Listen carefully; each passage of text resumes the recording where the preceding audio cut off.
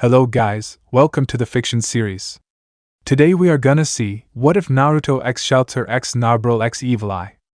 Part 1. Huge shout out to NeonZangetsu for this story. If you want more awesome fanfiction like this, don't forget to hit that subscribe button. So without wasting any time, let's get into the video. Yggdrasil. A unique MMORPG, dive massively multiplayer online role-playing game, developed in Japan, serviced from 2126 AD to 2138 AD. A world accessible with the neural nano interface, a new human brain augmentation which allows your mind to function as a supercomputer. A massive world, innumerable in its majesty. Countless skills, items, magic, and races. Human. Demi-human. Heteromorphic. The maximum level cap for a player can reach is 100.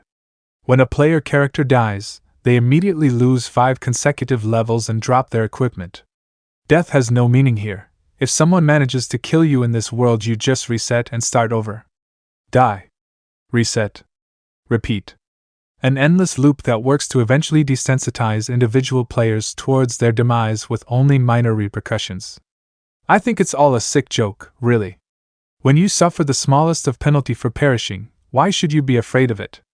In this world some have. It's easy to die, isn't it? Living, well, that's the hard part.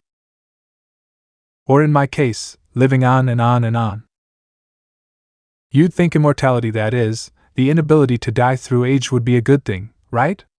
I mean, you could live to the heat death of the universe, for crying out loud.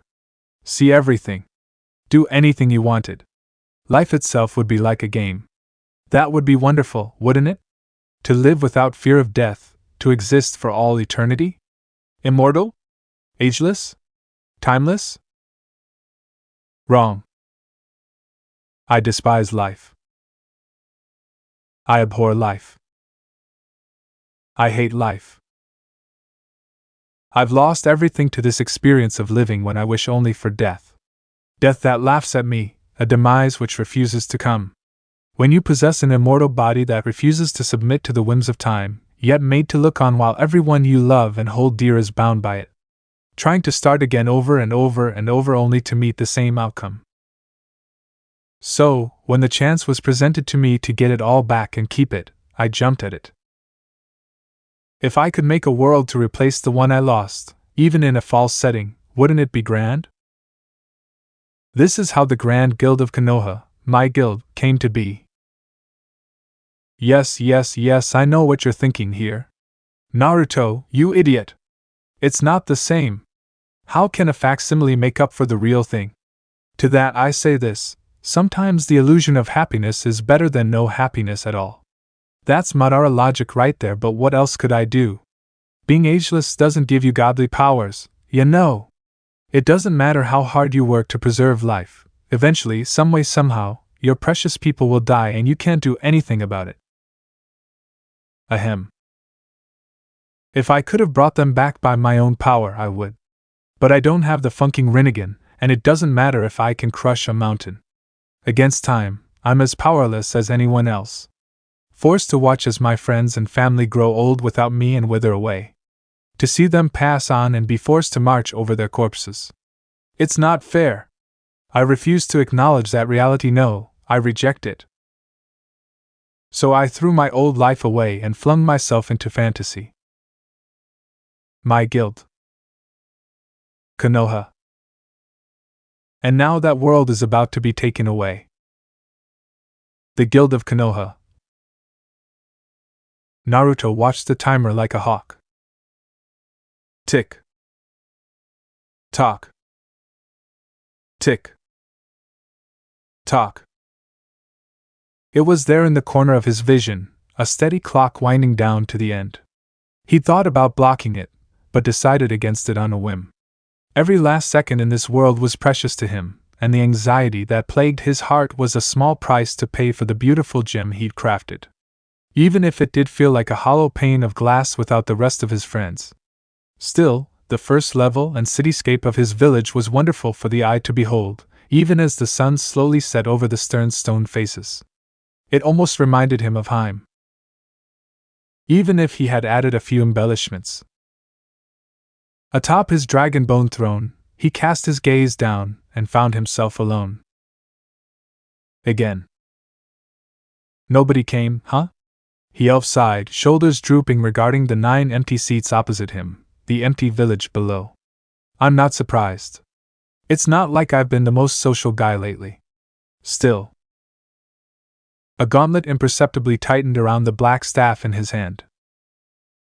I wish they'd accepted my apology. His avatar was a thing of terror in its towering crimson plate, over which a cloak of white and red was cast, seeming to shimmer with flames. Neither man nor beast, but something trapped between the two. He'd chosen a dark elf as his character. A strange hybrid of sorts, and one fashioned to look like him, if only with slightly darker skin and the trademark ears that came with this particular race. He'd made it on a whim. It allowed for equal parts magic and warrior skill, such as they were in equal measure, and while they couldn't quite measure up to the massive strength he wielded in reality, they were still a close second. A damned shame Yggdrasil wouldn't let him toss raisin shurikens around, but... Tick. Unbidden, his gaze strayed back to the timer. Less than 5 minutes remained as of now. Mismatching blue-red eyes narrowed. Damn it! Roaring, he leaped from the throne, thrust an open palm at one of the stone faces, and called a 7th-tier spell. Countless algorithms flared to life as the blast of wind roared from his palm, calculating the magical strength of his avatar, the amount of MP he still retained, as well as the indestructible environment. In the end, his ill-thought-out spell simply caromed harmlessly off one of the 6 faces and arched away into the sky.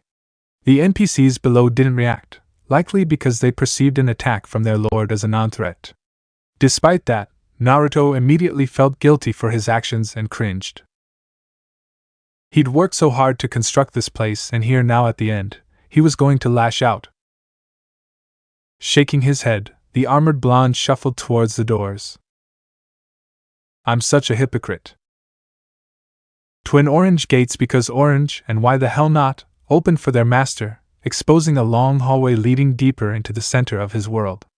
Unwilling to waste time, Naruto strode through at a brisk pace, his armor clanking loudly. Massive, hulking lanterns on either side of the wall burst into existence of this passage, brilliant pillars of flame springing to life to light the way. Once, he would have stopped to admire them, but today he was in a hurry, and spared no time for them. Konoha had never contained so many floors in all of its existence, but the rest of the guild had been adamant, and overrode his wishes. What was the point of having a dungeon with only 1 level, they'd said. In the end, he'd seen the logic of their argument, and it was one of the few times he didn't regret it. And so did the 10 floors of the great forest come to be. It was one of the few concessions he'd made. After a short walk, he would be using his guild ring to teleport to the 10th. Whether by design or accident, each level resembled a piece of his past, in a sense. Some were villages he remembered fondly, others distant lands. He'd memorized them all. The 1st and 2nd floors were leaf and thus under strict guard by Sasuke. The 3rd and 4th were sand and thus Gaara's domain, while the 5th was realm of mist followed by poison, and so on. Thus it went, with each of the 10 floors possessing at least 1 or more guardians to prevent entry by raiding parties. He remembered each of them by heart, each individual a specter of his past, those who had changed his life for good or ill. Some were even old enemies, now turned allies. Others weren't even in the human class at all. Some, like him, were demi-humans. Others were outright monsters masquerading as humans. Perhaps that was petty of him. Although making B the guardian of the 8th floor was a bit too much in hindsight. Then again, he might have gone a tad overboard when he'd recreated Jiraiya in that vein as well. Honestly, programming was a tricky business, and he was half certain some members of his guild had lent some of his old friends certain eccentricities that hadn't been there before. Oh well. It was too late to wonder about that now. Ting! A quiet ding informed him that his teleportation was successful, and in a swirl of light, he made haste to his final destination. At the end of a short hallway awaited several doors. The entire room itself seemed a maze to the untrained eye, filled to the brim with doors of every possible color, some large, some small, some tall, others wide. Doors on the wall, doors on the ceiling, even doors etched into the very floor itself. All but one were enchanted with traps. If you picked the wrong door, you'd be teleported somewhere unpleasant at the very least. At the worst, you'd suffer instant death, lose all your equipment, and be forced to start over from the very beginning. For any player who devoted their time to clearing out the monsters and traps of the Great Forest, it was absolutely maddening to have their progress reset, all because they chose the wrong door. Naruto chose the second on the right. A simple creation furnished to appear of oaken wood, it was neither enchanted nor reinforced with spells, because there was simply no need for such. If the guardians could not prevent intruders from trespassing, if the Umbu assassins with their multitude of tricks and traps proved ineffective and the horde of false doors could not delay them, then they would come face to face with the ultimate challenge here. The members of the guild themselves. To his dismay, that day had never come. And now it never would. All of his god-level equipment and items meant nothing. Even the mighty staff in his hand, Death's Scorn, had no purpose anymore. His world champion armor Rust of Blood, despite its imposing name, served no further means either. He merely wore it, and his fashioned Hokage cloak as a symbol of the guild. He'd adopted the sacred moniker of Rikudo, the Sage of Six Paths, in this reality, but what good had it done? Nothing. Now, steeling himself, he opened the door. It parted before him with the lightest touch. Revealed was a humble, sparsely furnished room with a bed and little else beyond it, save a small table with a teapot and pieces of fine china. A lone figure sat at the end, her back to him. She did not react to him, nor did she rise at his presence. He stepped inside and shut the door.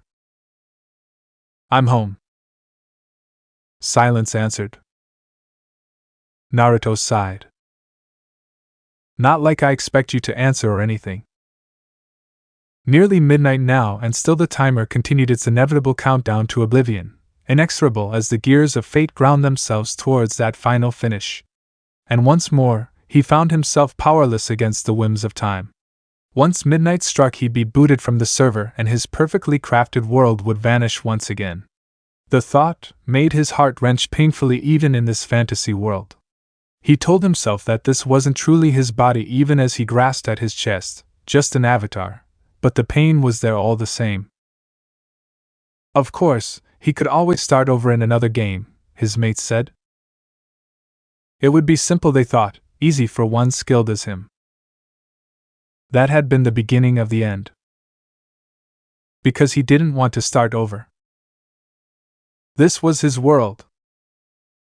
More than 10 years, an entire decade, were sacrificed here, spent feverishly leveling himself up to the absolute maximum, tweaking the settings of this world to their absolute breaking point, rebuilding the smoldering ashes of his past. With skill and charisma did he bring others to his side. With fire and fury did he lead them, conquering this area, this great swathe of land. Lovingly had he instructed them, directed them in molding this great complex in the forest, painstakingly breathing life into a bygone era long since forgotten. His family. Everyone.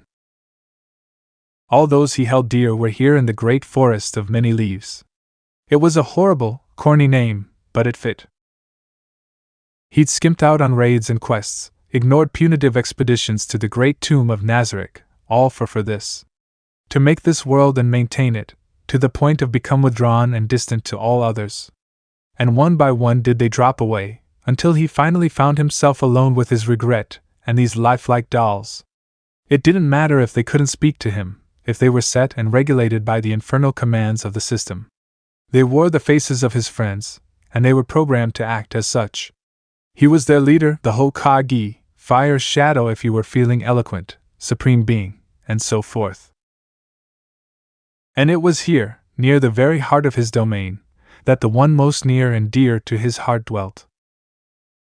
His daughter. His hope. His life. "Hello, Yui." Gray eyes rose to meet his as he inserted himself into the seat opposite her.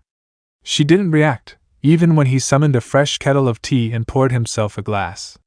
Nor did she touch her own when he moved to fill it for her. She remained as lifeless and complacent as the day he'd created her in this realm. She wouldn't even move unless he instructed her as such. Before Naruto knew it, he started talking. So, he began, I'm afraid we, a sniff, won't be seeing each other for a while. No response. I'm sorry. The blonde found himself apologizing. I know you can't talk, but since today's the last day, could you just hear me out? I'm sorry. I feel fucking horrible for recreating you and the others like this, but I just couldn't let you go. You understand, right? It's not my fault. I didn't mean for things to get out of control like this. I was just so lonely, and when I found this game I thought it would be an escape. But before I knew it I started building things, making things, creating you. The silence was deafening. Right. He facepalmed, humiliated. Why am I even doing this? I'm having a tea party with my dead daughter, some small, morbid part of him mused. Wow. This is really funked up. He hadn't had the heart to make her mother. That was a past too painful. Recreating Hinata as a faceless drone would break something in him, of that much he was certain. So he'd settled for the daughter they'd had together. Sometimes looking at her proved too much for him as well.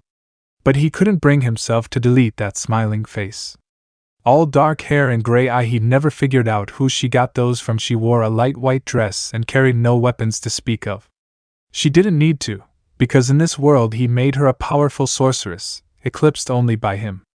She was the leader of all the guardians, their captain, and she had never once left this room. Never smiled. In his reality, she had been the light of his life before a sudden illness took her at the tender age of 10. Hinata hadn't had the heart to try for more children after that. Neither did he. He'd painstakingly written her backstory and programming to the letter, yet for all the good that had done, she would not change. Drink your tea, Yui, he instructed. As ever, his daughter didn't respond verbally, only nodding and moving to comply. A small hand fell to the glass and raised it to her lips, her blank expression never changing. Not a once. Even something as simple as this was bending the rules. She couldn't do anything else. Facial expressions were not something Yggdrasil was yet capable of. Perhaps the next game would contain this much-needed improvement. Perhaps. If he didn't lose his mind first. If madness didn't take him from losing this, his last bastion of sanity, false though it was. If. Smiling at his expressionless daughter, Naruto felt something in him break. Good girl. In his peripherals, the timer counted down to the last 30 seconds. Naruto sighed quietly, shaking his head. He could think of no better place than to spend his final moments in this world. This would do. He would spend his last moments here with family, or at least a close approximation of it. Across from him, Yui continued to drink her tea, quiet as the grave, and despite himself, the sage suppressed a sigh. So. This was it. This was where it would end. Years of living in a fantasy world, indulging himself in a past long since forgotten. It was shameful. Humiliating. No wonder everyone had left him behind. His hand fisted tightly around the glass, and had it been real, it would have shattered. It wasn't fair. He'd worked so hard to fashion this place. He'd fought, and sacrificed and bled to see this reality made real. And in a few moments, it would be gone. Taken from him by a bunch of old men who no longer saw profit in maintaining what had been for him a desperate escape from reality. Now it was over. A rueful chuckle escaped him. This isn't so bad, he declared with a trembling voice, closing his eyes. I can't think of any other place I'd rather be. The lie tasted like as on his tongue, and he willed the tears not to come. He wasn't going to cry. No tears. None. He refused to let his last moments be ones of weakness. 5 seconds now, the time scraping away the last precious moments of his peaceful refuge. 4, 3, 2, 1, 0. Any moment now. Tick. Tick. Tick. Blue eyes snapped open. What? Instead of the muted walls of his home, he found he was still in his sanctuary. Still with Yui? Scarlet, armored arms met his gaze when he looked down. There weighed a minor annoyance in the back of his mind. Blinking, he curled his hands into fists. What? Had they delayed the Sever shutdown, somehow? Was there a lag of some sort? Had there been a delay? He could still taste the tea running down the back of his throat, that faint heady aroma of its leaves wafting through the air to warm his face. Wait a minute. Taste? Naruto bolted upright with a start, eyes widening. You weren't able to taste anything in this game. You couldn't smell anything either. His fingers reached for a menu. Nothing happened. His hand swiped through empty air. When he looked for the timer in his peripherals, he found it had vanished. So, in fact, had all of the stats from his vision. That was his first realization that something had gone wrong. Terribly. Horribly. Wrong. There must have been an error of some sort, a mistake, a glitch, or maybe. Papa?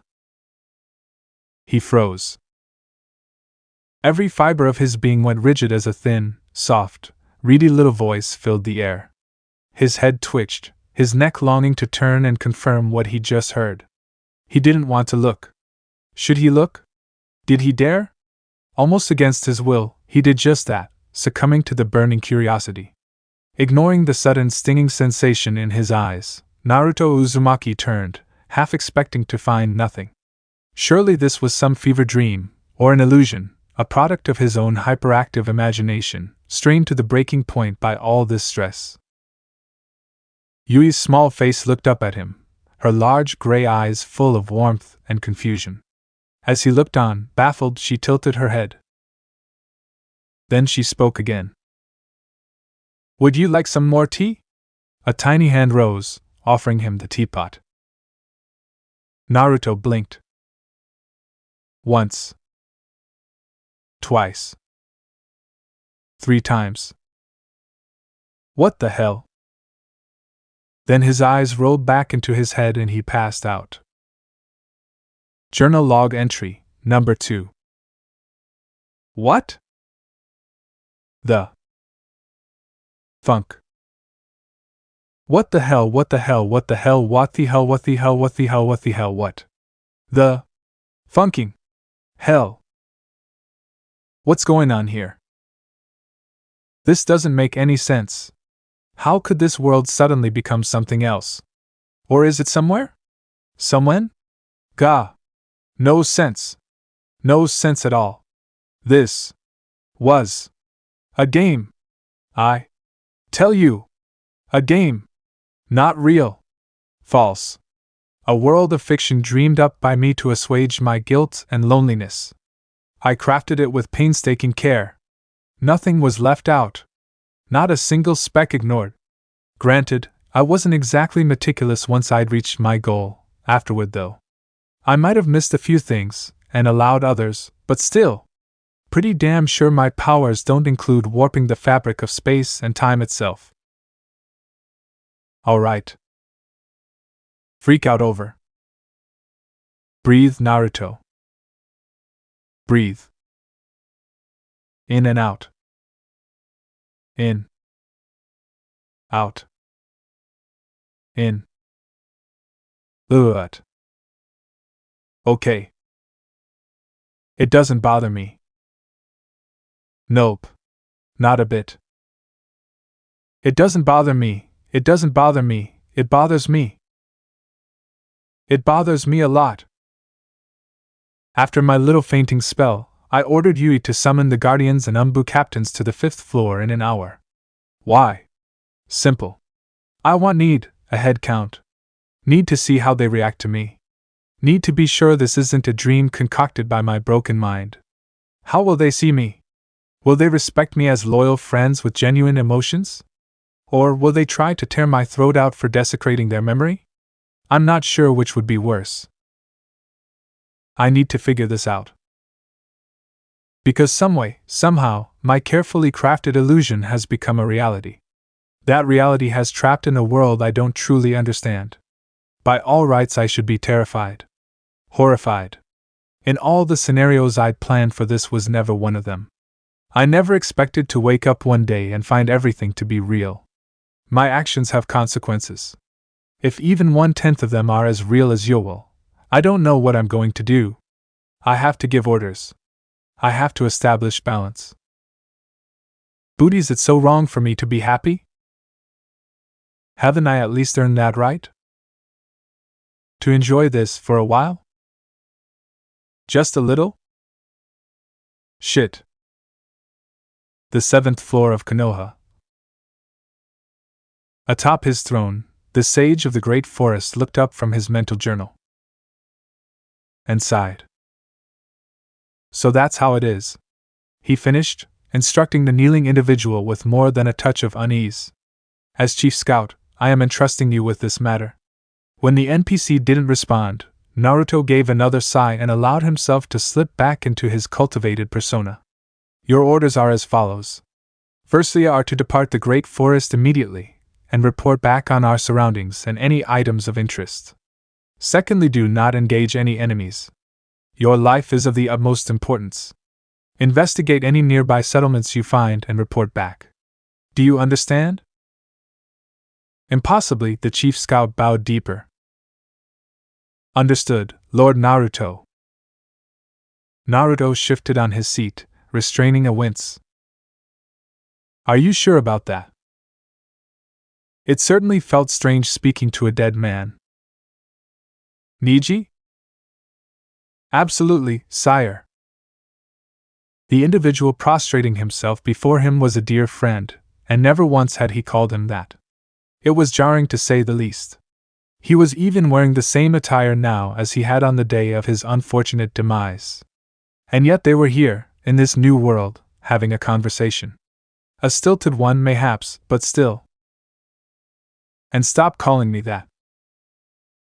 Niji blinked, a look of dismay crossing his stoic features. But sire, for a supreme being such as yourself. Gah, fine. Naruto waved a hand, shushing him. I get it. Now go. I expect your report in an hour. Yes, sir. Stop that. The Uchiha offered the ghost of a smile and departed in a swirl of leaves. Not a moment later, Naruto's right eye began to twitch. Ruined. He grumbled to himself, staring at his surroundings in vain. When the hell did this happen? My beautiful garden! Soiled. Were one to follow his gaze, they would soon see what had driven the blonde to madness. The 7th floor of Konoha resembled something out of a gladiator's wet dream, a towering amphitheater reminiscent of his very first Chunin exam, so long ago. In the beginning it was a thing of beauty, a sheer and pure reflection of his trials so long ago. Now well, the resemblance proved only passing at best. Still, it was the arena of Konoha. Their Chunin exams had been in Colosseum filled with torches and spikes and all other manner of garish instruments and overseers. It looked like a massive open-air torture chamber. My perfect world has been corrupted by those perverted idiots. The blonde quietly bemoaned, palming his face. This is what happens when I let others run loose in my paradise. Papa? Blue eyes snapped open with a start. What? Who now? Naruto blinked, shifting against his throne. Now that he could actually feel it, he was beginning to wonder if he should just melt the damn thing down and build a new one. Sitting on a throne of blades? What had he been thinking? One of his more eccentric mates had insisted on it, and he'd let them have their way on a lark. They'd gone on about it being the pride of the 7 kingdoms or some such, a passionate plea that eventually moved him enough to yield. He was beginning to regret that decision now, as he felt the sharpened swords dig into the back of his neck and posterior, but he refused to show weakness. What the hell was Game of Thrones anyway? You started muttering to yourself after Uncle Niji left," Yui stated, her soft voice drawing him out of his reverie once more. "Is everything all right?" "'Twas nothing," he muttered, reflexively slipping back into character. "I was merely pondering." Not a lie. He had been doing just that, but not on the matter she thought. An absent hand reached out, stroking her head and eliciting a pleased giggle from the girl. His girl. His daughter. Come back to him in this strange new world. He made no distinction. She'd been created to believe she was Yui. She acted like Yui. She did all the things his daughter had done while she was alive. She acted like her, and unlike the rest, had been painstakingly programmed with every memory he possessed of her, for he knew her best. She lived. Breathed. Had a pulse. She laughed. She cried. She smiled. In his eyes, that made her Yui. She simply had crazy magic powers this time around. A bit of an improvement there, actually. "Have the floor guardians been summoned?" he inquired, realizing his daughter was staring at him. "Hi," Yui chirped happily, hands clasped behind his back. "Sasuke-san and the others should be here shortly." Naruto nodded absently, tapping his fingers against the throne. Good, good. "Nay, Papa?" Mismatching blue-red eyes turned back to his daughter, his head still swimming with dark thoughts.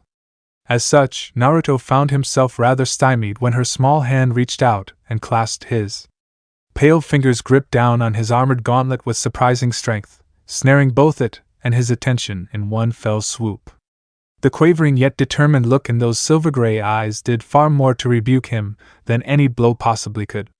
Clasping his hand tighter, but tentatively, almost as if she were afraid he would pull away.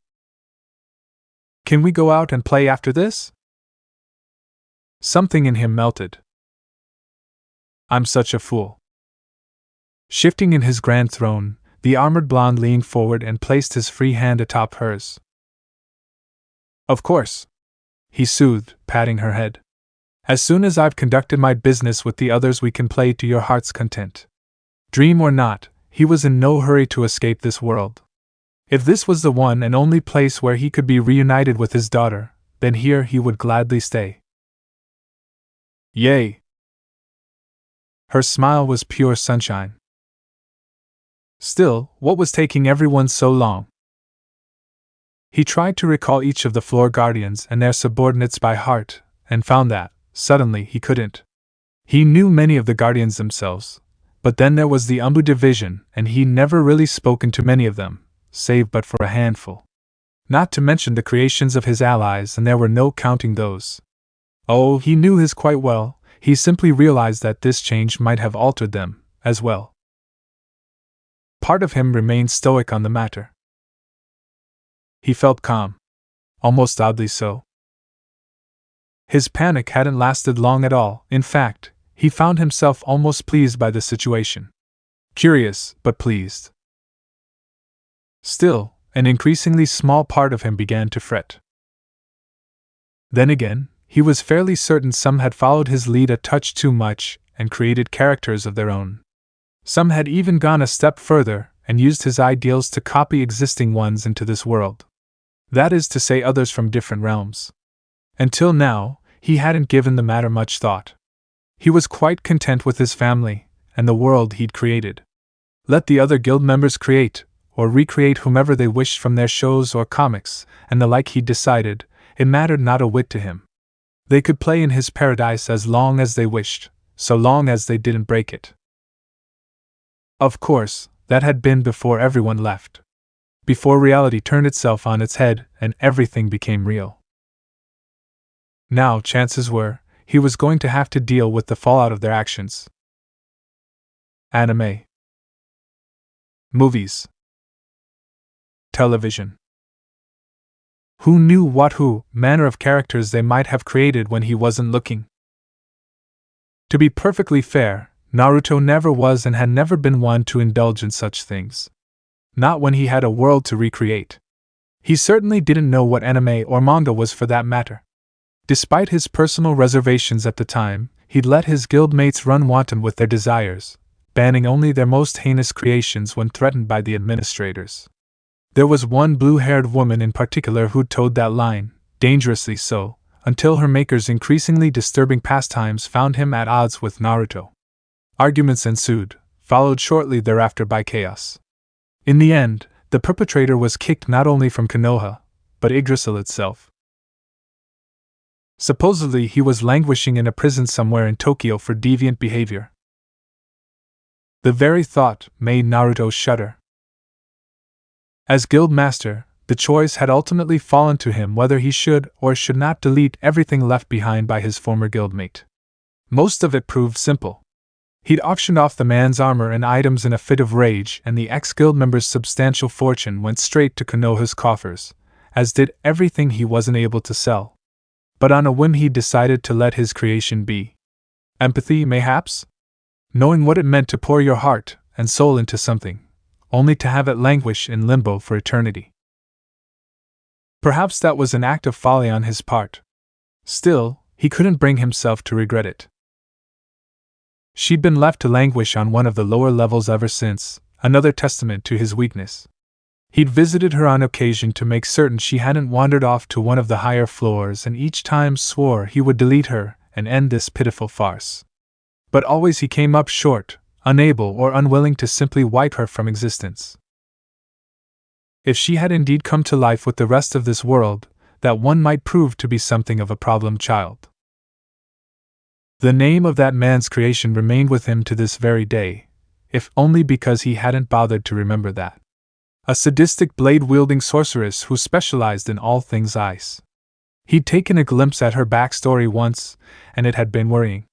Her creator had either been a monster, or an absolute demon for writing such a twisted past for her. Certainly some of those aspects qualified such a being as a devil. Something told him he was about to get a crash course in the near future. As if waiting for that very moment, the door at the far end of the arena crashed open with a harsh bang. His musings broken, Naruto looked up and blinked. Once. Twice. Thrice. 4 times. Only then did his brain reboot. Even from this distance his keen eye ability allowed him to make out her discerning features. As such he found himself face to face with a tall, beautiful and slender woman fresh out of a madman's demented dream, her deep blue eyes a near flawless match to long, light blue tresses. Clad in a gray uniform that somehow succeeded in both clinging to her every curve while exposing an egregious amount of cleavage, she managed to convey a sense of regality and quiet menace all at once as his eyes trailed over her long sleeves, the blue scarf on her neck, and high-heeled boots. She also had a tattoo on her chest, and what a chest it was, signifying some eldritch purpose he couldn't quite remember. He didn't have to. Because while he might not understand its purpose, he recognized her. And he knew that look in her eyes well. All too well. That grin told all. "Ah, darling!" A voice clear as the coldest stream trickled through his ears. "So this is where you were." Naruto's sweat dropped. "Darling?" "Anti-is death," Yui chirped nearly simultaneously. Crack. The blonde's head whipped around comically, and he felt something pop in his neck. "Aunt?" Yui blinked innocently. "Is something wrong?" Naruto's thoughts snowballed spectacularly after that. What the hell's going on here? Backing away, mind reeling, he struggled to understand this sudden and unexpected turn of events. I didn't add that. Wait. Did I? No. I would have remembered. Did someone mess with their backstory? No, I would have been notified if something like that had happened. Did Isdetha's creator write something like that in her own backstory and now it's affecting reality? Is that it? Damn it, Gokun. You just had to get the last jab in, didn't you? Ma, darling? You aren't thinking of running away from me, are you? Run? Naruto's head snapped up. What are you talking about? He suddenly realized that his death was still advancing. A feral gleam glimmered in her ice blue eyes. The dark elf nearly choked on his spit. Oh crap! That was all he had time to muster before the brunette burst into a mad giggle and burst forward at the speed of sound. She did not pause nor did she slow down, simply launching herself from one end of the arena to the other in a single leap before throwing her arms around his neck in a hug. The sudden and sheer momentum behind the embrace caught the sage woefully off guard, slamming him off his feet and back against the throne with a dull thud. It wasn't enough to do any real damage, mind you, thanks to his passive regeneration, but he now had a rather buxom beauty in his lap. And for the life of him, he didn't know what to do with her. Ah, my precious darling, a wet tongue flitted between full lips as his death ground herself against him, her expression bordering on euphoric. You summoned me, she purred, nuzzling his cheek with her own. After all this time. I'm so happy. Her lips brushed his whilst her hips continued that infuriating motion, and Naruto found himself suddenly very, very, very glad he was wearing armor. Hypothetical erections and all that. Wait. Get a hold of yourself, me. Think this through. I did. He managed to get out. You are? Hi. Her face was eagerness personified. As head torturer, I watch over this area with Madara-sama. So when your summons reached us, I hurried here ahead of him. She did? Semantics. Then the rest of her words hit. Naruto swore. Madara? Right. He'd almost forgotten about that wily old bastard. That he'd even bothered to create him in this world. Not one of his better ideas there. To be fair, he'd been feeling spiteful at the time, and he'd tried to scale down the man's madness the best way he could, by simply cutting it out. Less crazy was always a good crazy, in his mind. Way less crazy. It also brought up the manner of loyalty. Yui was Yui, so he didn't doubt her, but he had yet to confirm the loyalties of the rest of the great forest beyond her and Niji. Still, there was one way to confirm his hypothesis. All right, that's enough, he commanded, narrowing his eyes at his death. Get off. Yui's watching. There will be time for this later. Istetha's response was as swift as it was immediate. Ah. Yui-chan. Eep. The little girl scarcely had time to squeak before the ice wielder bolted off the blonde's lap and swept her up into her arms, holding her tight. Naruto openly guffawed at the spectacle, barking out a soft chuckle as he saw how flustered the normally stoic Yui became once she found herself trapped in the brunette's bosom. Not surprising really, given the woman's monstrous strength. A thought occurred to him then. Is death? Yes, darling? Dropping Yui, the woman's face once more composed itself into a cold mask. Is there anything else you require? Again with the darling, oh? But still, this is a good opportunity. Naruto took a moment to contemplate just that. Well, I wanted to test some things. Blue eyes fluttered in a blink. You mean a spar? Naruto shrugged. Well, yeah? That'd work. Why are you smiling, Istetha's only response was a soft hum. No reason. Right. Her lascivious grin reminded him of a panther about to pounce. A hunter, at the peak of their chase, their climax. And that look was locked on him. Oh, who had a smile like that? Was she even human? Realizing he might have just invited a quite literal ice queen to his doorstep, Naruto reached behind his back. Sure enough, death's scorn was there. The weapon seemed to sing in his hand, eager and willing to do battle. Giving it a light twirl, the dark elf deemed it satisfactory and against his better judgment, leveled it at his death. I'll be intruding for a short while then, he declared. It's no intrusion at all. Isdeath shook her head rapidly, her eyes glazed. Please, give me all that you are. Alright, Gokun was clearly off his rocker when he made you. Glancing at his staff, he frowned. Focused. Felt the power within. Harnessed it to the staff and... Let's see here, Lance of Ice. His death merely batted the projectile aside. You should know better than to use ice. Naruto's only response was a toothy grin. Falling fireball. A massive ball of flame burst into existence over her head and dropped in the next instant, drawing a delighted cry from Yui and a wide grin from its intended target. Isdetha's rapier flashed upwards to meet the searing sphere, effortlessly bisecting the blazing oval in a single, flawless stroke. Bifurcated by the blow, the smoldering half slammed into the arena floor at her feet in a cloud of black smoke. Almost immediately, enchanted seals caught the intense magics and caused them to gutter out almost immediately. It did nothing for the haze obscuring her vision, however. It was into this fog that Naruto struck, slicing downward in a sharp vertical motion. He never made it. Instead of tasting flesh, his staff found itself impeded by a wall of ice.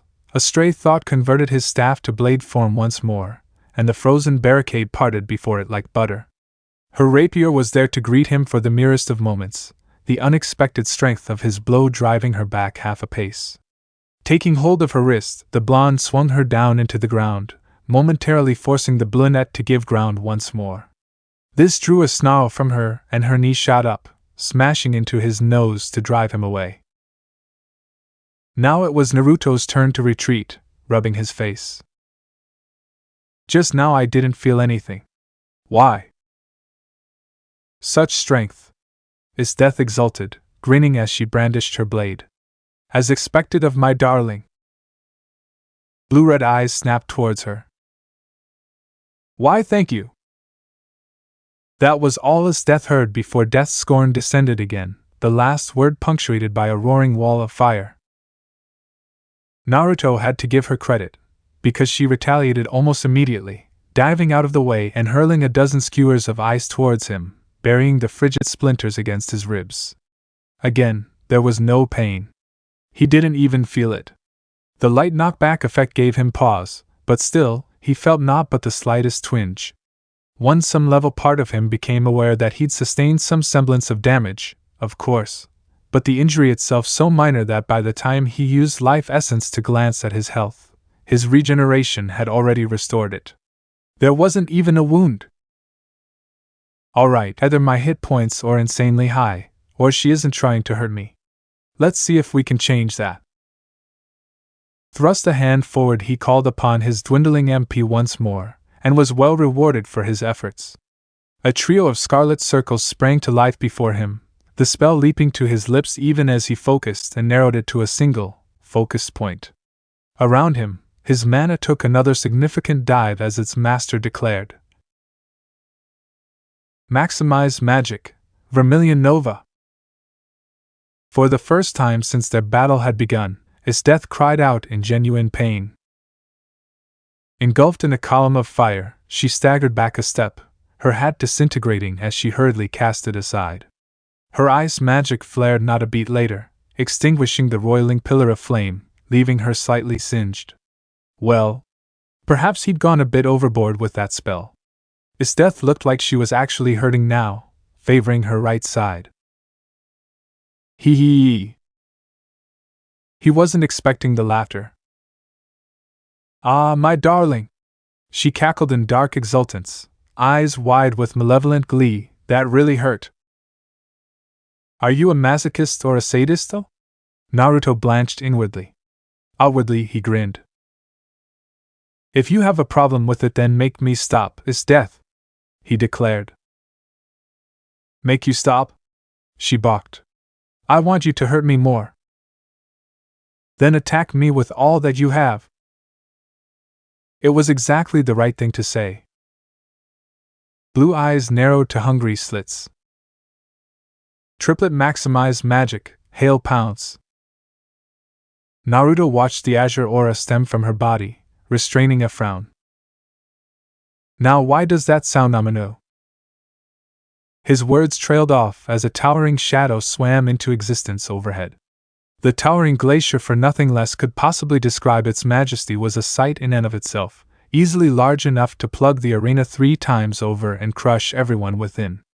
It seemed to remain stationary and airborne only through the sheer will of its mistress. Then it fell from on high, eclipsing every thought, blocking out all the stars in the night sky, and coming for them all. Despite himself, Naruto felt his jaw briefly come unhinged. That was overkill, wasn't it? Definitely overkill. It had been overkill. The very idea of a spell so ludicrously overpowered even existing in this world was enough to boggle the mind. But it also made him wonder, just a little bit. Then he started casting. Greater hardening. Naruto remarked quietly to himself, his body shimmering as the requested buff took effect. Greater strength. Penetrate up. Wait. Why am I doing this? Let's try something else. Slowly, painstakingly, he opened the fingers of his right hand, this time without channeling MP of any sort, reached for the wind. Could he perhaps use chakra in this world? To his initial disappointment and surprise, he immediately felt his mana points drained despite his deliberate effort not to use them, but on the same level the wind answered, gathering in the palm of his hand. Push. Pull. Rotation. Bent to his will like an eager servant to form a Rasengan. Not satisfied with this paltry achievement, and keenly aware of the glacier bearing down on him, the sage pushed the elements still further, bade the air reply. And the air answered. A keening shriek rose around him all at once, filling his ears with the humming cry of billions of minuscule air blades. His penultimate technique chirped sharply as he focused on them anew. To his great delight, the spell compacted still further when he forced his will upon it, though restraining it as such quickly sapped his mana to the point of oblivion. But it worked. Delighted, he stepped back and assumed a pitcher's stance, arm beeped and ready to throw the snarling sphere into the rapidly falling berg. A lone word snaked past his lips. Raisin Shuriken. Then he launched it. Death must have realized his intent, because she snatched hastily summoned a dome of ice to protect herself. Yui simply raised a magic barrier of her own. Each had good reason for this, having sensed the sheer power of the rapidly ascending sphere, a sphere that had just made contact with the falling glacier, and oh dear. The resulting explosion was nothing short of cataclysmic. And woefully short-lived. Great chunks of ice imploded as countless microscopic blades went to work against them with single-minded resolve, tearing into the tundra at an insatiable pace. Within seconds the once formidable falling berg found itself rendered into so many harmless snowflakes beneath the Vigorour's attack. Soon not even those remained as the hungry needles of wind sought out, exterminating them with great prejudice. Istetha's icy cocoon only fared marginally better, shattered and sundered in its last defiant act of defense, while Yui, having distanced herself from the attack, hadn't sustained so much as a scratch. Both were looking at him, utterly baffled. Naruto stared at his hand as the last of the snow guttered out, frowning thoughtfully. Any delight he might have felt was masked by the strange sensation emanating from his right arm. This was confusing. He most certainly hadn't been able to toss jutsu around in this game. Yet using magic just now, he managed to create an amalgamation of the Raisin Shuriken. But it cost mana. As he thought, chakra was not so easily accessed in this world, if at all. Could it be that he'd have to rely on his own raw strength and MP to survive in this new realm? Or could he use mana to recreate his lost skills? Thoughts for latter, he supposed. If it was indeed possible, he would find a way. Still, as tests went, so far so good. Spells and buffs seemed to function properly. He just had to think and focus, though they seemed to drain his MP more than expected. But what about strength? He had to know. No more magic, he instructed of his death. We'll be attacking physically from here on out. A manic gleam entered the woman's eyes as she scrambled upright. Please do. And he did. His first swing barreled through Isthetha's guard with punitive ease, shattering the defense she feebly tried to form. The second drove her back onto her right foot. The third forced her to physically lock her saber against his staff to avoid falling, straining against him before the fourth, fifth, sixth, seventh, eighth. With each successive strike, each ring of metal against metal, his bloodlust rose, the sheer thrill of the fight rising to swallow him like a great wave, an undertow dragging sense to the bottom and leaving only a coursing red tide in its place. Ora, ore! He laughed. What's wrong? This body seemed as strong as he remembered, perhaps even more. How long had it been since he'd given himself to a battle? Since he'd thrown away thought and rationale for the sake of a good fight? It felt freeing, glorious in its majesty, this elegant dance of death they weaved. A dance in which he slowly overpowered his opponent, beating her back with every successful swing of his sword. Was this him? His own will? Or perhaps some part of the body he now inhabited? He didn't know. Didn't care. In this instant he didn't care. Catching her blade, he swung down. Is death. She struck in the same instant, her rapier's edge colliding with the jet-black staff. Naruto! Steel met steel and the world trembled. Tum! The resultant shockwave momentarily extinguished the torches in the arena, plunging the floor into darkness. By the time they sputtered back to life and illuminated the area, it was over. Yui blinked slowly, rubbing the soot out of her eyes and struggling to make sense of what she was looking at. Slowly, a wide smile dawned on her youthful face. Death lay pinned to the wall on her back, the edge of death's scorn brushing her neck. Her own weapon reduced to little more than a shard in her grasp. She was still smiling somehow, despite her injuries. Despite his own raging battle fever, Naruto found himself matching the grin. Something deep within him remained overwhelmingly satisfied by her efforts here today. The red haze that once obscured his vision had receded at last, his thought his own once more. And then she spoke. Have I satisfied you, darling?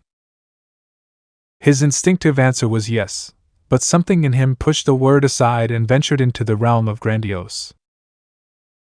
Throughout all these years, you have been dominated with an iron hand, he declared proudly, taking her by the shoulders with both hands, causing her blue eyes to widen.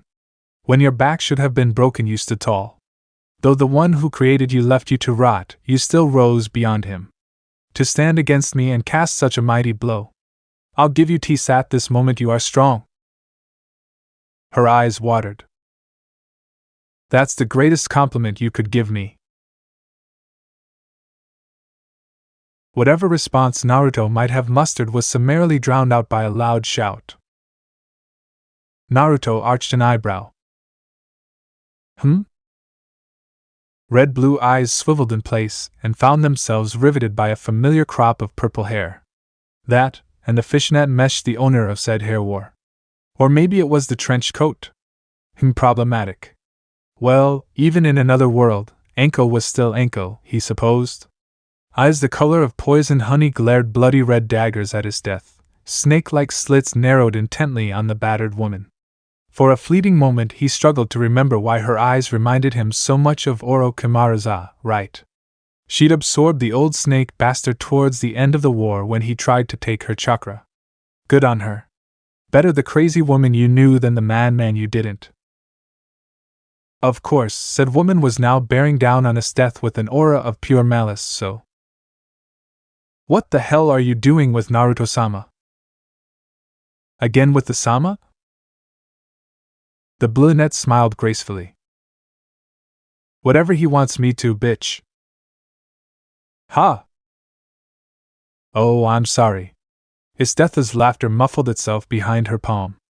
I thought I heard a dog whining for her master's attention, but it was just you. Anko hissed, fingers clenching into claws. Why, you sadistic little! I'll poison you to death. Not if I freeze you first. The head torture replied genially. I'll cut your heart out. I invite you to try. That's enough, you two. A harsh voice interjected. Can't you see your antics are upsetting the Supreme One? Grateful for the interruption, Naruto performed a sharp about-face, leaving the two women to bicker at his back. Oh, thank God. You have no idea how awkward that was getting, Sasuke. At the mention of his name, the Uchiha shuffled forward. As if he'd been frozen in time from the moment of their final parting, Sasuke Uchiha stared back at him, his visible eye, that of the Rinnegan, staring calmly outward at him. Overwhelmed by emotion, Naruto nearly gave into his relief and clapped the man on the back, pausing only at the last instant when the Uchiha drew up short. Others were arriving now, but he paid them no mind. He was still trying to reconcile the fact that his good friend and rival was standing here before him. Yo, he settled for a teary grin at the sight of his old friend instead. It really is good to see you again. The man in question paused. Informal as ever, Naruto-sama. Naruto croaked. Sama? Floor guardians of Konoha. Yui barked suddenly, causing him to start. Bow before your lord and master. There were a fair number of them indeed. Numbering nearly 10 in all, as one, they dropped to a knee, and he found he recognized them at once. Guardian of Floors 1 and 2, Sasuke exhaled quietly.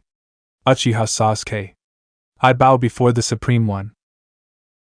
Guardian of Floors 3 and 4. Gaara exclaimed in his gravely voice, Sabaku no Gaara. I bow before the Supreme One. Guardian of Floor 5. May purred, her green eyes locking with his. I bow before the Supreme One. Guardian of the 6th floor, Enko Midarashi grinned, momentarily breaking character. I bow before the Supreme One. Guardian of the 7th floor and head torturer, Madara and his death entombed. We bow before the Supreme One. Guardian and 8th floor Killer Bee rumbled, need I say more? I bow before the Supreme One FO show. Guardian of the 9th and of the Sannin, Jiraiya grinned cheekily. I bow before the Supreme One. Captain of the Floor Guardians and your daughter. Yui declared solemnly. I bow before you, Papa. All hail the Sage of 6 Paths. She declared. Banzai. As one, they lowered their heads. All hail the Supreme One. Banzai. Naruto blanched, mortified. Why were they bowing?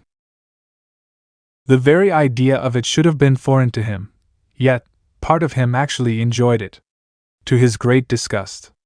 Frantically, he waved his hands. Hey! Guys, come on! Don't bow! In the end, a swirl of leaves saved him from the faux pas. Oh, thank God! That was getting awkward. Naruto-sama. Niji declared, somehow managing to kneel and bow all at once. I have returned. I come bearing important news. Oha, good. Niji. Report. Understood. The scout dropped to a knee before him, one fist pressed into the dirt. I have discovered 2 items of interest, his old friend began humbly. The first seems to be a village of some sort. The second is a large structure far to the southeast of us. Regrettably, I was attacked and forced to retreat before I could properly inspect it. I believe it is a tomb. Naruto frowned. A tomb? Niji nodded. Well, we'll keep it in mind. If this new world did indeed have other denizens, he was in no hurry to provoke them. He'd assess his surroundings first, ascertain where the wilderness ended and civilization began. With that in mind, he ordered Niji to observe this Karn village and await further orders. There is one last thing I would like to ask, he intoned, yielding at last to his curiosity.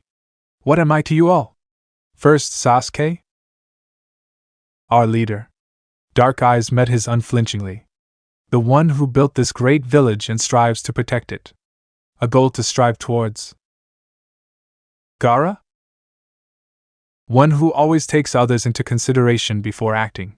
The reedy head intoned. Neji?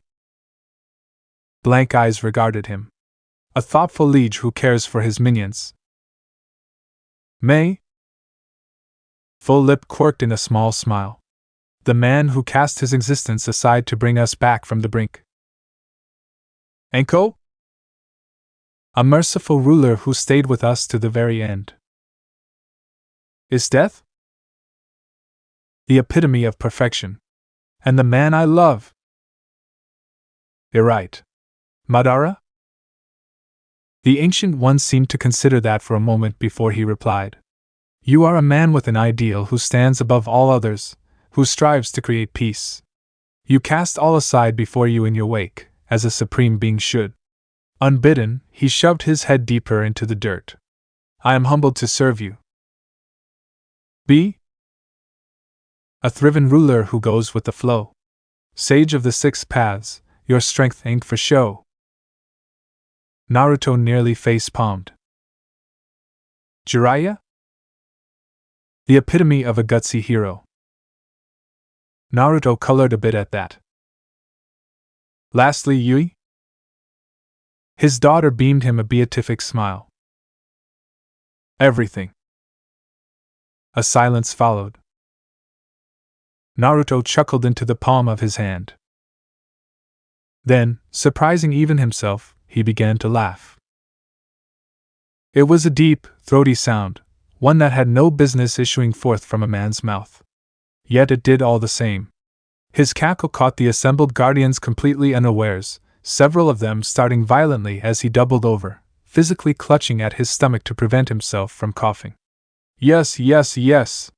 He understood now. He'd been a fool to ever doubt himself in the beginning. Simple. It was all so simple. I see. So that's how it is. Still chuckling, he spread his arms wide in benediction. Then, as leader of Konoha, I command you. Mismatching eyes gleamed brightly. Go out into this world and spread my name. Neji detected the soldiers long before they were aware of his presence. Having been assigned to observe Karn village by his lord and master, he had taken to his task with a singular determination that only a ninja could possess. Instead of resolving himself to merely observe the village, to watch from a distance, as Naruto had commanded, he'd chosen to exceed those orders. Go above and beyond. Thus, in lieu of simple surveillance, he elected to approach his targets directly. What seemed like a daunting task soon proved itself anything but, for the villagers did not see him as a threat. Even with his pale eyes and astoundingly long hair, he was still human, and thus, they did not deem him a threat. It was a resounding success. The people of Karn welcomed him with open arms and glad hearts, wholly without reservation. Though his long hair earned him the envy of some women, inexplicably. And so the chief scout dutifully spent 3 days among them, doing his best to make himself useful, all the while quietly reporting back to his master, carefully deflecting any inquiries pertaining to his identity. If the villagers were at all aware of his duplicity, they didn't seem to mind. One might have thought that strange, but Neji knew better. These folk were honest and hardworking, utterly incapable of duplicity. A good sort, to be sure. The village itself was a good place, he decided. This humble series of shacks and those who dwelt within worthy of protection. One about to be ruined by these rampaging buffoons riding in on their steeds. Of course, said buffoons had never anticipated a shinobi. Said shinobi immediately sent a message to Konoha. Naruto-sama? The reply was immediate. Oh, Neji, the distant crackle answered almost immediately. Was wondering when I'd hear from you. So? What's up? I could ask you the same thing, sire. Neji restrained a grimace. Are those explosions? That'd be Yui. I promised I'd play with her today, so. I see. You're not in Konoha, then? No, I'm somewhere north. Why? Neji relayed the information. All right. Withdraw for now. I'll be there in half an hour. If they're going to attack like you think, we'll crush him. I cannot agree to that. What? Don't be reckless. You're not built for frontline fighting. Just be patient and I intend to protect them. Even at the cost of my life. I will utilize my trump card if I must. Don't you dare. Well then. Straightening from his place at the well, the last Uchiha cut off the message, flicked a few beads of sweat from his brow, and stood. I suppose I should change. Heedless of the startled squeak beside him, the man took hold of his rough-spun tunic and gave it a harsh yank, shedding it and the rest of his humble clothing in favor of his high-tier equipment. A proud leaf headband materialized on his forehead, taking the place of the plain-looking bandana he'd been wearing mere moments before. Then the rest came rushing back at once, culminating in the end of Niji's humble yet nevertheless faux existence as a traveling bard, and returning him to the somber, cherished role of a ninja once more. He was almost sad to leave this role behind. Still, needs must. To the eyes of anyone from Konoha, he supposed he now resembled a upper-ranked jounin, the sole exception being a weighty ebony gauntlet on his right arm. The apparatus sheathed the entire limb to the shoulder in sleek black metal, the joints flexing and stiffening as he made a fist with it. Rather ironic, given the gauntlet's name. God's Fist. Truly a masterwork. That he was able to equip the weapon so at a moment's notice was due in no small part to the fact that he'd been wearing them all along, simply disguising the superior equipment beneath layers of thick clothing and cloaking magic. Then he turned his head to gaze upon the one who'd witnessed his change. Enri. Hi! She stiffened beneath his cold stare, brown orbs wide. Niji thought she would have made a fine student in the ninja arts, if a tad shy and gentle. Now was not the time for either. Fetch your family and run to the forest. Tell everyone you meet to stay inside their homes. The once distant clatter of hoofbeats was rising steadily now, and he realized his warning might not make it in time for some of the villagers, but better late than never. What are you waiting for? He admonished when she initially hesitated. Go! His voice hardened, assuming an air of command. Run! Okay. Eyes glimmering, ponytailed girl turned to scamper away, and Niji forcibly willed himself not to hasten after her. No, he reminded himself, a thorn of duty pricking him and holding him back. His duty lay on a different path. The Amat family had been kind to him, taking him in without a word of complaint during his time here. He had broke bread with them, shared stories with their children. He was rather fond of them, actually. They reminded him of happier times. Of foggy memories. Her family would be safe there. Hopefully. By now he didn't need his all-seeing eyes to notice the cloud of dust at the riders' backs, the arrogant way in which they held themselves. He bristled despite himself. A lesser man, one not experienced in the ways of war, else might have thought these knights had come to protect the village from monsters or, barring that, simply collect taxes. This was not the case. He could read the subtle lines of those bodies, recognize the manner in which they held themselves, see their drawn swords. The tiniest fault was laid bare before his vision. Once again, Niji knew better than most. These men had come to kill. Naruto-sama's orders had been crystal clear on this matter. He was to observe. Nothing more. His life was of the utmost importance. Retreat if he met resistance. Even infiltrating the village was pushing the envelope to the point of blatant disrespect. But this? Doubtlessly his liege would do something now that he'd been informed. Whether that action resulted in the village's salvation or its destruction remained to be seen. However, orders or not, he just couldn't stand aside and let this village be slaughtered. As such, the disguised knights of the slain theocracy were rather baffled when they found the village deserted but for one man.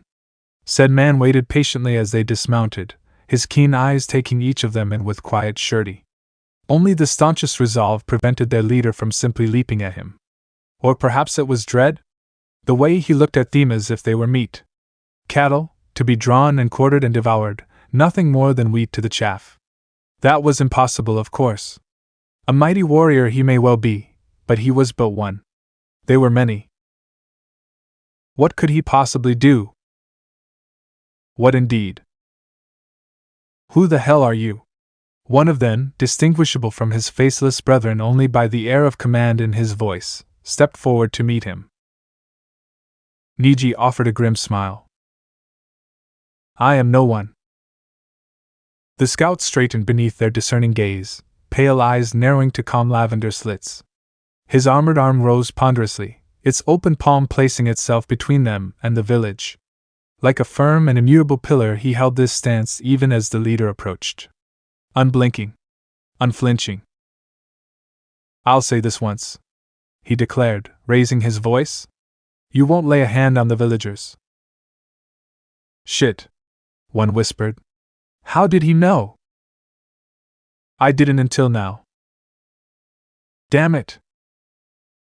Though I am but a humble scout and pawn of my master, I do not possess superior combat strength, he began softly.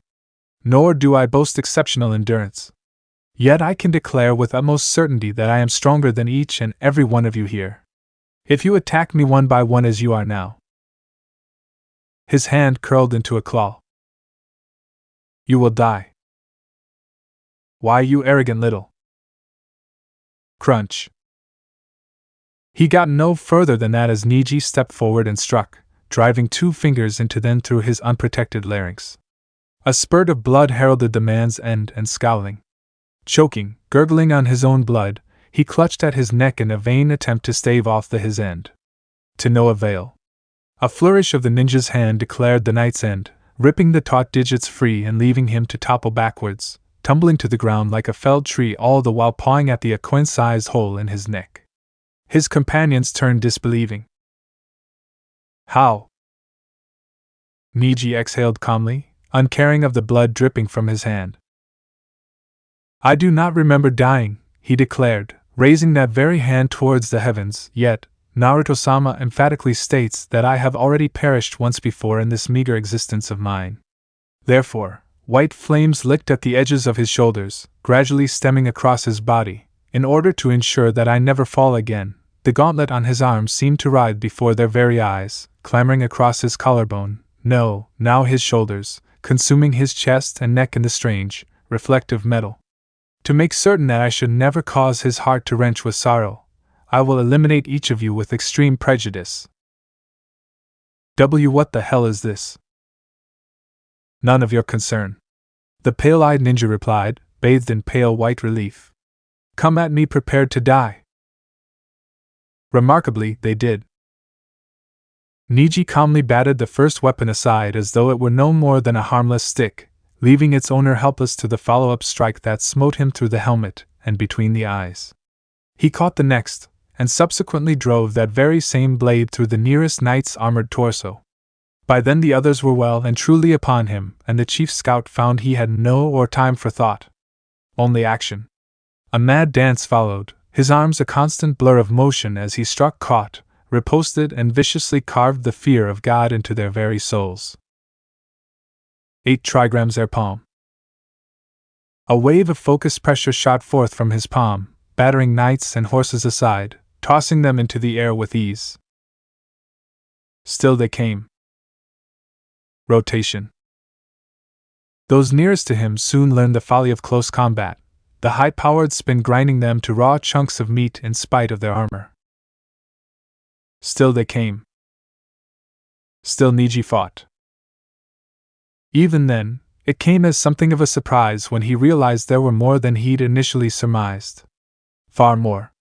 Their numbers came at him relentlessly, knights willingly throwing themselves to their deaths for reasons he didn't understand. Some were even able to injure him, throwing their lives away, relying on sheer numbers to land blows that ordinarily would have been otherwise deflected. Something was wrong. He was certain he'd landed fatal blows, yet like puppets severed from their strings, still they came. To his great shame he proved unable to stop them all. Some escaped him and ran to the forest, no doubt determined to hunt down the villagers. He barred as many as he could, but even then his mind raced, frantically using his skills, trying to push past them, yet finding them more and more determined. Henri! She had to be safe, she just had to be. A distant shriek took that hope and shattered it on a stone wall of dread. White eyes widened. Forgive me, Naruto-sama. I failed. Who said anything about failing? In a roar of ice and fire they came. The air split and rippled behind him as the gate formed, a portal of writhing flame and shadow connecting this reality to another. And out of its depths stepped two figures. He recognized the slim form of his death nearly at once, with her stark blue hair, as he did the two trembling figures locked tight in her arms. Wide-eyed and a touch pale, but alive. Henri! Nimue! Relief flooded him all at once and his legs went weak. But that weakness evaporated when he beheld the second figure stepping out of the writhing maelstrom of magic. Yes, because there, beside her. Niji went rigid, and would have dropped to his knees had his injuries permitted it. Ice-blue eyes flicked toward him, and he immediately felt a cool wave of healing mana settle over him with gentle certainty. His wounds mended as he lay there, gasping softly, exhaustion little more than a painful recollection. Even then he daren't move. The sheer aura of hate emanating from his liege prevented him doing so, despite the fact that the menacing miasma wasn't directed at him. No, that loathing was reserved for a very specific set of individuals. Eyes the color of blood and blue skies swept past him, falling upon the knights. So funny how one word can render you speechless. A single syllable carved through the silence that followed, all the remaining soldiers focusing on the one who had spoken. When that lone individual raised a hand, it was not to strike, or even to offer a hand in mercy. He merely flexed his fingers, eliciting a harsh pop as knuckles cracked. That lone gesture conveyed more than words ever could. I hear you like cutting little girls. Naruto Uzumaki, and Sage of the Forest, swept one hand through the air, casually tapping his staff against the ground. I take exception to that. Meanwhile, within the great tomb of Nazarick, Mamanga was not pleased. No, not at all. 'Twas troublesome enough that he couldn't figure out how to work this mirror of remote viewing, but the events of the last 3 days were still nagging at him. Like a stubborn series of thorns that seemed to prick and hold him back, so too did the niggling doubts. The idea of other players being trapped in this world should have been a pleasant one.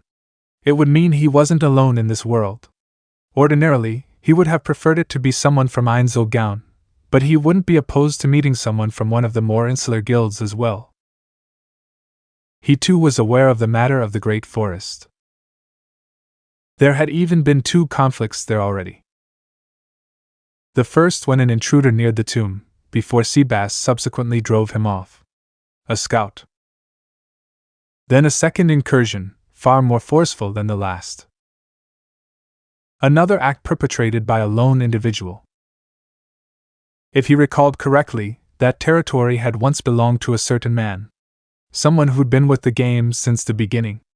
A man who, knowingly or not, had helped to cement his desire to stay in this world. A man he both respected and on some level, disliked. It was almost ironic, really. If that individual had indeed found himself transported to this new world, then he supposed he should address him by his proper title. The Sage of the Great Forest. Even in the early days of Yggdrasil, words spread quickly through the grapevine. Just about everyone knew of this sage who'd single-handedly confronted and taken down a world boss. By himself. A man of singular charm and great charisma, capable of making even the most hardened enemy an ally. A man who used his fame and riches to bring a massive following to his side, using them to annihilate one of the stronger dungeons, and then carved out a great swath of the forest for himself afterward. A man fixated on all things ninja, who gave every spare hour to the game. That scout had been designed as befitting his style. Did that indicate the presence of a player? Perhaps it mere happenstance? It certainly begged the question. As did yesterday's incident. Commence flashback no jutsu. Tomb. A deafening crash shook the great tomb of Nazark to its very bones. Every level trembled as one, then once again as two figures collided anew. None dared to investigate the source of the noise if only for the furious roars emanating from within. Deep, primal sounds, the snarls of two beasts locked in deathly combat. Two ancient beings older than time itself, each determined to slay one another to the very best of their ability. To cut, ream, maim, butcher, dismember, devour. No measure of mercy was given, no quarter requested nor given. Another crash heralded the destruction of a wall, hurling a red blur through it. Chasing after the falling figure, a pure white blur struck. Purifying lance. Oomph. The twisted sound of warped metal rose over a grunt of pain as the heavenly projectile slammed into the intruder's chest, causing it to cave. And then, inexplicably, the rust-red armor reformed. Metal defied physics and gravity alike, snapping back into his proper shape with a harsh crunch. As his attacker looked on, the intruder picked themselves up off the floor, clucking softly in amusement. Wow! The armored figure laughed, shaking his dented helm from side to side. I didn't expect to encounter resistance already.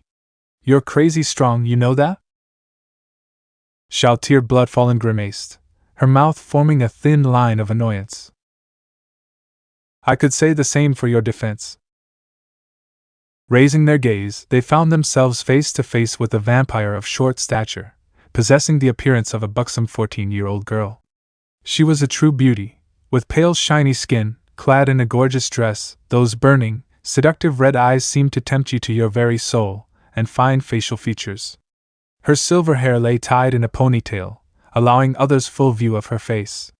And what a fine face it was! The blonde blinked, realizing the egress of his thoughts. Ah, I see. Charm. You can stop staring now. She goaded. Come, remove your helm. You are a supreme being, are you not? No one else could have survived such an attack. I see. So I've been found out already? No point in wearing this, then. Flung aside, the dented piece of metal clattered to the ground harshly, skittering out of sight in the darkness of the tomb, and the vampiress found herself staring down a dark elf with mismatching blue-red eyes. For a fleeting instant she thought she was staring at an older version of Aura or Mare, but for the eyes, whiskers, and wild hair. Then she recognized him, and the weapon he carried, that eerie staff in his hand, its signature helix-like shape slotting into place deep within her oldest memories. Shalltear lifted her dress in a demure curtsy, bowing politely. Pleased to finally meet you, Lord Rikudo-sama. Naruto blinked. Tilted his head. Lord? I mean, wait a second. You know who I am? Of course. The vampiress replied, preening at the inquiry. How could I not? Your guild was our enemy and my victims described you at great length to me.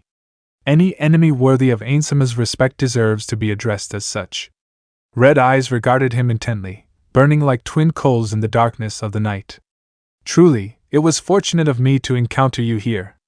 Now I do not have to ask Ainz for his permission to seek you out and kill you, even if you are a supreme being. The leader of Konoha sighed. Kill me? Seriously? What for? Because I poked my head. Clang! His arm snapped up, catching the lance at the last instant. To his surprise, this one was very solid, a creation forged from the darkest of metals. It seemed to sap his strength the longer he held it, the steady drain clashing violently with his passive regeneration.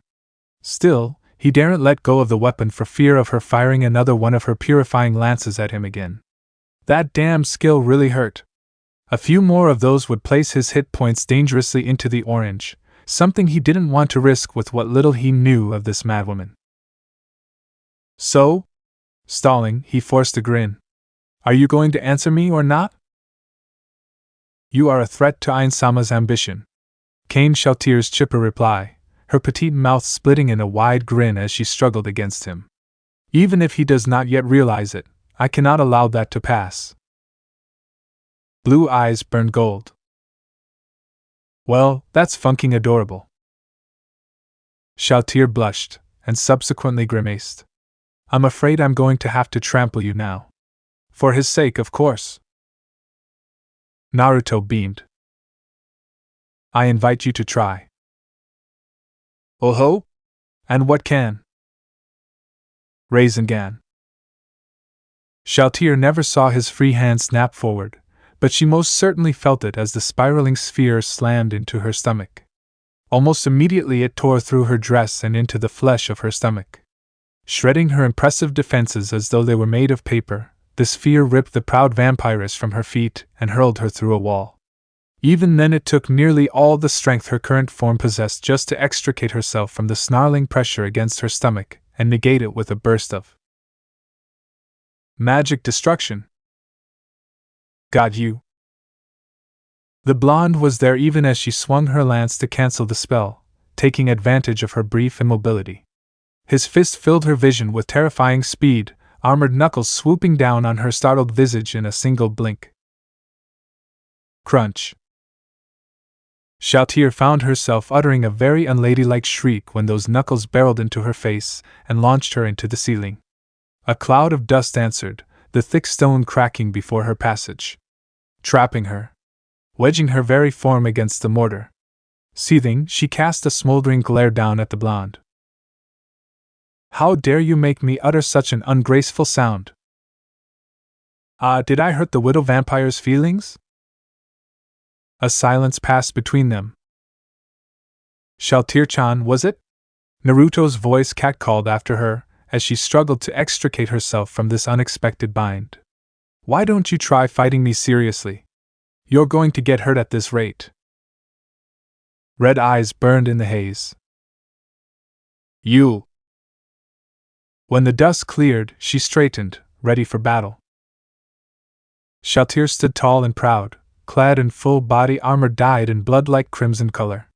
Only the face had an excess, revealing a large hole in the helmet which was shaped like the head of a swan, with bird-like feathers protruding from either side. Wing design decorations hung from the chest and shoulders, and the lower half of the body was a vermilion dress. She took great pride in the way those mismatching eyes narrowed, thin slits regarding her intently as she swept her lance through the haze of dust. As expected of a raid boss, Shalltear's only response was an incoherent snarl. Two hands snapped up in the same instant. Maximize magic. Blazing fire destruction. Maximize magic. Great breakthrough. They both realized the other's mistake too late. Fire and wind don't mix well. Not one bit. Magic and chakra collided in a writhing maelstrom of heat and wind, momentarily blinding the true vampiress. No, no, no! If I destroy this level, I'll be scolded for sure. Enraged by the blonde's perceived duplicity, she fired another fire spell against the wind, casting the blazing vortex out of the tomb itself before it could detonate and destroy the first level. The burning storm howled upward into the night sky, momentarily creating a second sun before vanishing wildly over the horizon and streaking out of sight. When Shalltear turned her gaze to where she thought her opponent would be, all she saw was a scorched circle. Che! He got away. End flashback no jutsu. Beyond that, nothing. That someone was capable of fitting on equal grounds with Shalltear was a troubling notion indeed. If it was indeed a player, perhaps they were simply investigating this new world as he was. And yet they were near Nazarick. Dangerously so. If one were to exit the Great Tomb in focus, you could see the titular ninja-held forest on the horizon. Would there be a fight over territory? Raids? As a precaution, he'd raised the security level for the last 3 days, but no attacks had come. Beyond that initial sighting and the brief encounter with Shalltear, there were no signs of enemy movement to be seen. Might it be a feint of some sort? Am I giving this too much thought? He wondered aloud. Is something wrong, Momonga-sama? The player sighed, turning his head. Ah, Seabass. No, it's nothing, he reassured the ever-vigilant Butter. Just lost in thought. As you say. The elder lich scoffed and shifted behind the ebony desk, idly resting a hand against the skin of his forehead. Nope, just bone. Another not-so-subtle reminder of his new existence as an undead. Oddly enough, that didn't bother him as uke as he once had. In fact, he felt quite at ease these days in regards to his new appearance. But where Nazarik's security were concerned, his paranoia knew no bounds. Che! So stressful. This was not a manner befitting a ruler. This wasn't right at all. He was the last of Ainz old gown. Guildmaster, overlord of the great tomb of Nazarik and the creator of Pandora's actor. Regarded as the highest of the almighty 41 supreme beings by the NPCs of Nazarik. All these titles and the powers that came with them were at his disposal, and yet, despite this, despite the strange calm that seemed to envelop him whenever he grew anxious. So why am I so uneasy now? Fumbling with the mirror, he finally found something. Or rather, someone. Several someones. What he saw caused him to blink. Once. Twice. 3 times. What on earth? Seabass, he intoned deeply, capturing the man's attention. The man you described, is that him? A bony finger indicated a prone figure in the reflective surface. The butler leaned forward, inspecting the mirror. Yes, that would be him. The one with the long hair. The other 2 I do not recognize. But Momonga did. He knew one of them all too well. Rising sharply, the overlord summoned his staff. Tell Obito to make preparations and accompany me at once. Meanwhile, on the outskirts of Karn village. Ora! Naruto's arm shot out in a vicious display of impeccable power and precision, hardened knuckles thundering home into the knight's helmet. Sundered by the blow, the metal yielded to his fist with a dull crunch, a spurt of blood signaling the end of the head trapped within the crumpled iron. The body tottered drunkenly on its feet for all of 3 seconds before a pillar of ice cannoned into it from behind, launching the headless cadaver into his fellows and sending them sprawling. Scarce had they fallen than a rain of icicles pounced on them, skewering the helpless invaders everywhere but their vitals. Almost as if someone were deliberately taking great pains to keep them alive and in torment. Given his companion's preference for the later, it wasn't that difficult to suss her out. Was that really necessary?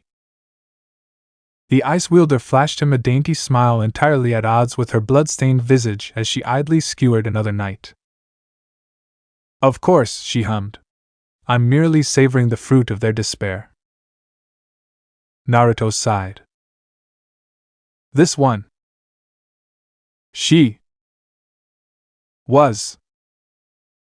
Sadism. Sadism incarnate. This woman delighted in tormenting others on a mental and psychological level. Her logic? The strong survive and the weak die. If you don't like what I'm doing, make me stop. Of course, no one present could make her cease, save Naruto himself.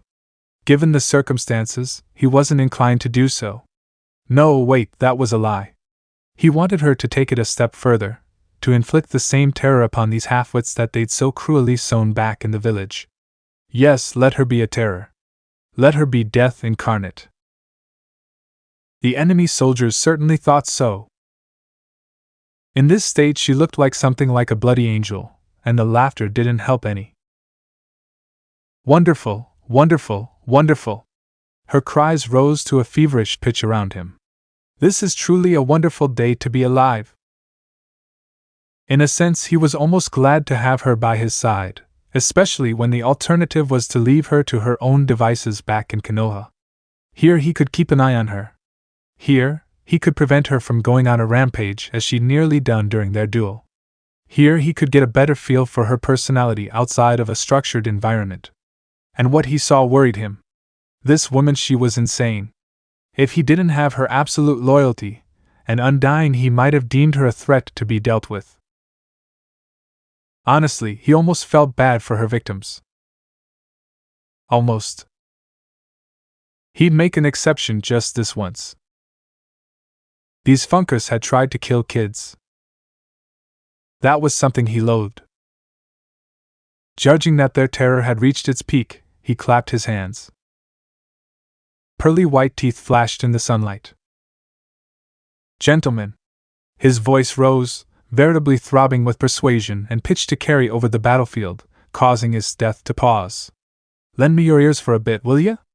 I may be new to this world, but I'm fairly certain cutting down civilians in cold blood isn't something good guys do. So, in lieu of an exasperating conversation, please. Mismatching eyes gleamed with fresh menace. Tell me why I should spare you. Several shrank back. Naruto smiled. It was not a pleasant thing, that smile. So. The word was a hiss. No answer? He started forward, hefting his staff. You think you can impudently attack little girls, but you cringe when you face someone capable. And you have no excuse. Is that it? A part of him was almost relieved to feel horrified anger. It meant that, at his core, he was still himself. It also fanned the flames of his wrath to a scorching fury.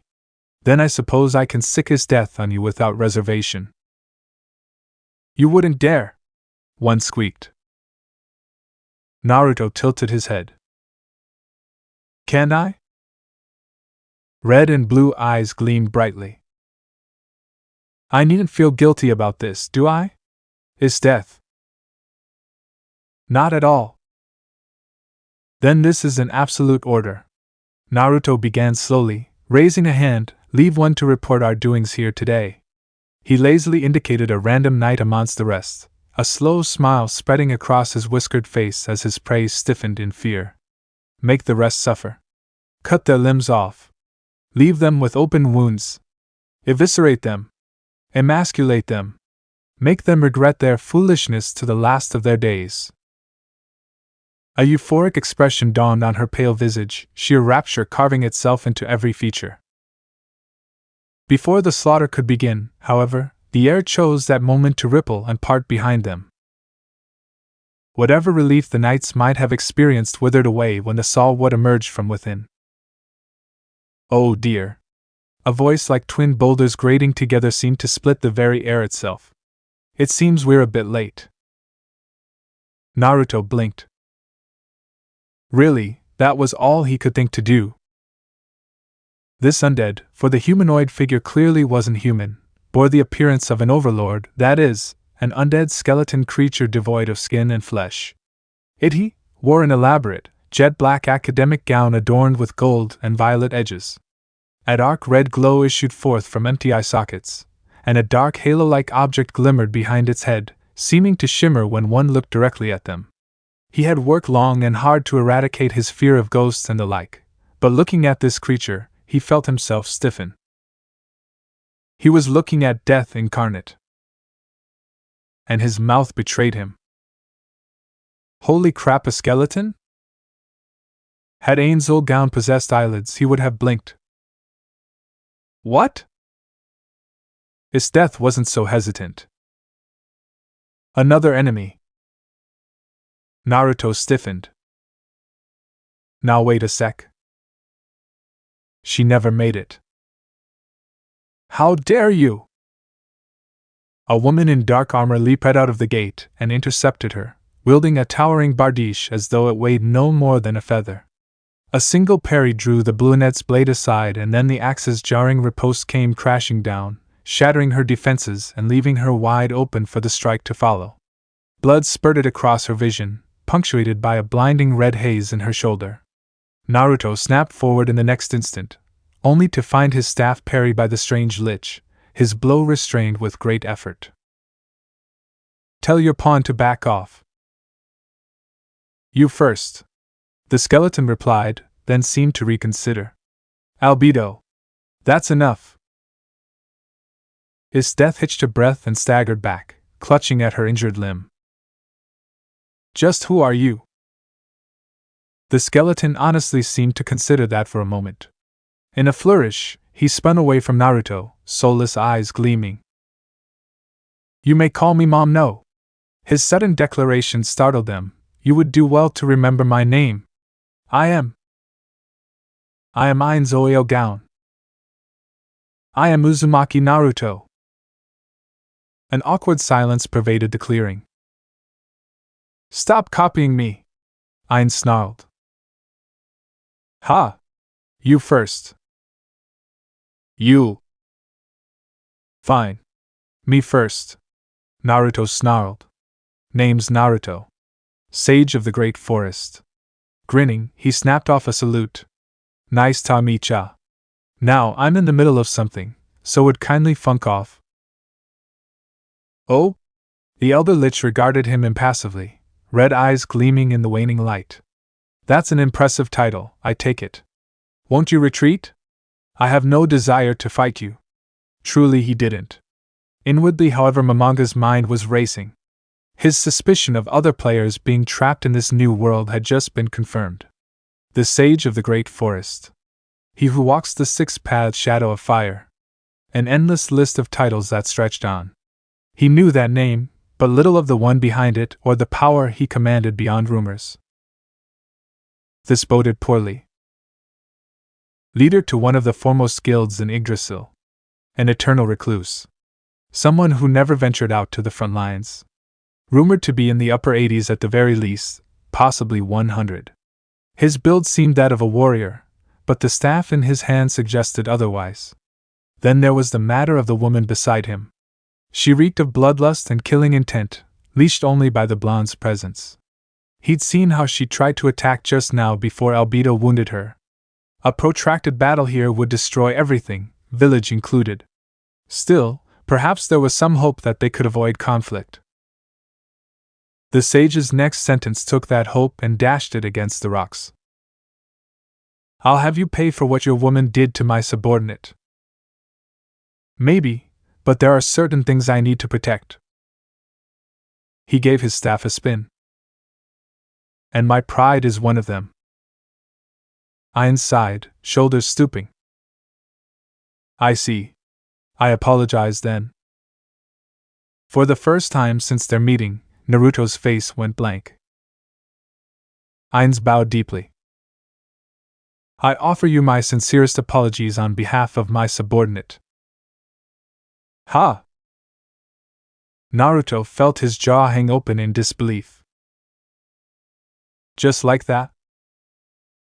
As I said, I have no desire to fight you, the lich replied. In fact, I came here because you made me curious. Would you be opposed to joining forces for the time being until this situation is resolved? Is there a particular reason why? Now wait a minute. Naruto blinked, realizing what the lich intended. Oh, hell yes. Journal log entry, number 3. I think I'm finally starting to get the hang of this leading bit, but I'm writing it all down to be sure. The old, reclusive me would have just buelled past Karn village and ignored them. Obviously, I didn't do that. With a bit of help from mine, still not entirely sure if I can trust this guy, I managed to reassure everyone that everything was fine, and the danger was past. They didn't relax until we started asking for information in exchange. Fortunately, what little they did know proved far more than what we did. They seemed chuffed to see that Niji unharmed and in one piece. He's something of a hero in this village now. Perhaps I should let him visit again once his wounds heal? But I digress. Here, I'm jotting down the accumulated knowledge I've managed to glean thus far. Karn village, as well as the Great Forest and the tomb I investigated, are part of Riestai's, which is adjacent to the great mountain range that runs north and south of something called the Baharuth Empire. Supposedly these countries are on bad terms with each other for some reason or another and often clash on the plains which border the two countries near the capital city of Irantal. That's the closest city by my guess.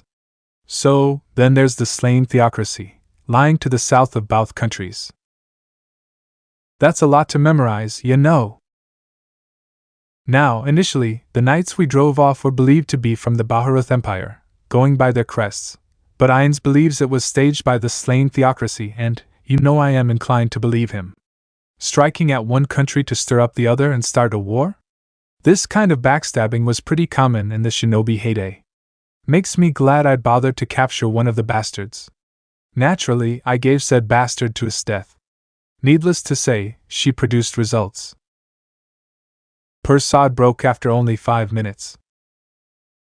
Turns out the slain theocracy has been very bad as of late.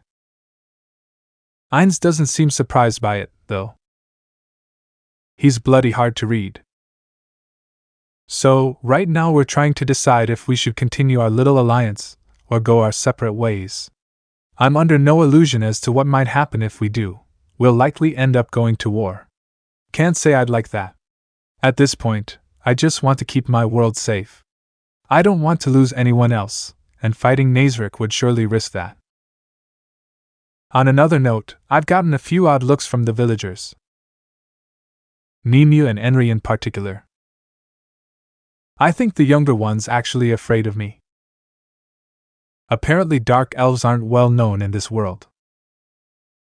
I don't blame them. I'd probably look terrifying. At least Ainz had the foresight to hide his true appearance. Still, the villagers are nothing if not gracious, and they seem more than willing to. I may not be able to save everyone, but I'll be damned if I don't try. Why do I feel like I'm forgetting something? An undisclosed location. The sky sang. A single roiling note coiled through the air as pure chakra and magic writhed and twisted within one another in a seething maelstrom of energy, seeking balance and finding none. This writhing nexus of twisting power coalesced, broke apart, and swirled together again, seeking balance and cohesion, but unable to find either. Although Naruto and Shalltear's final attacks had indeed vanished from their sight long ago, indeed, streaking far beyond the horizon itself, it had not dissipated.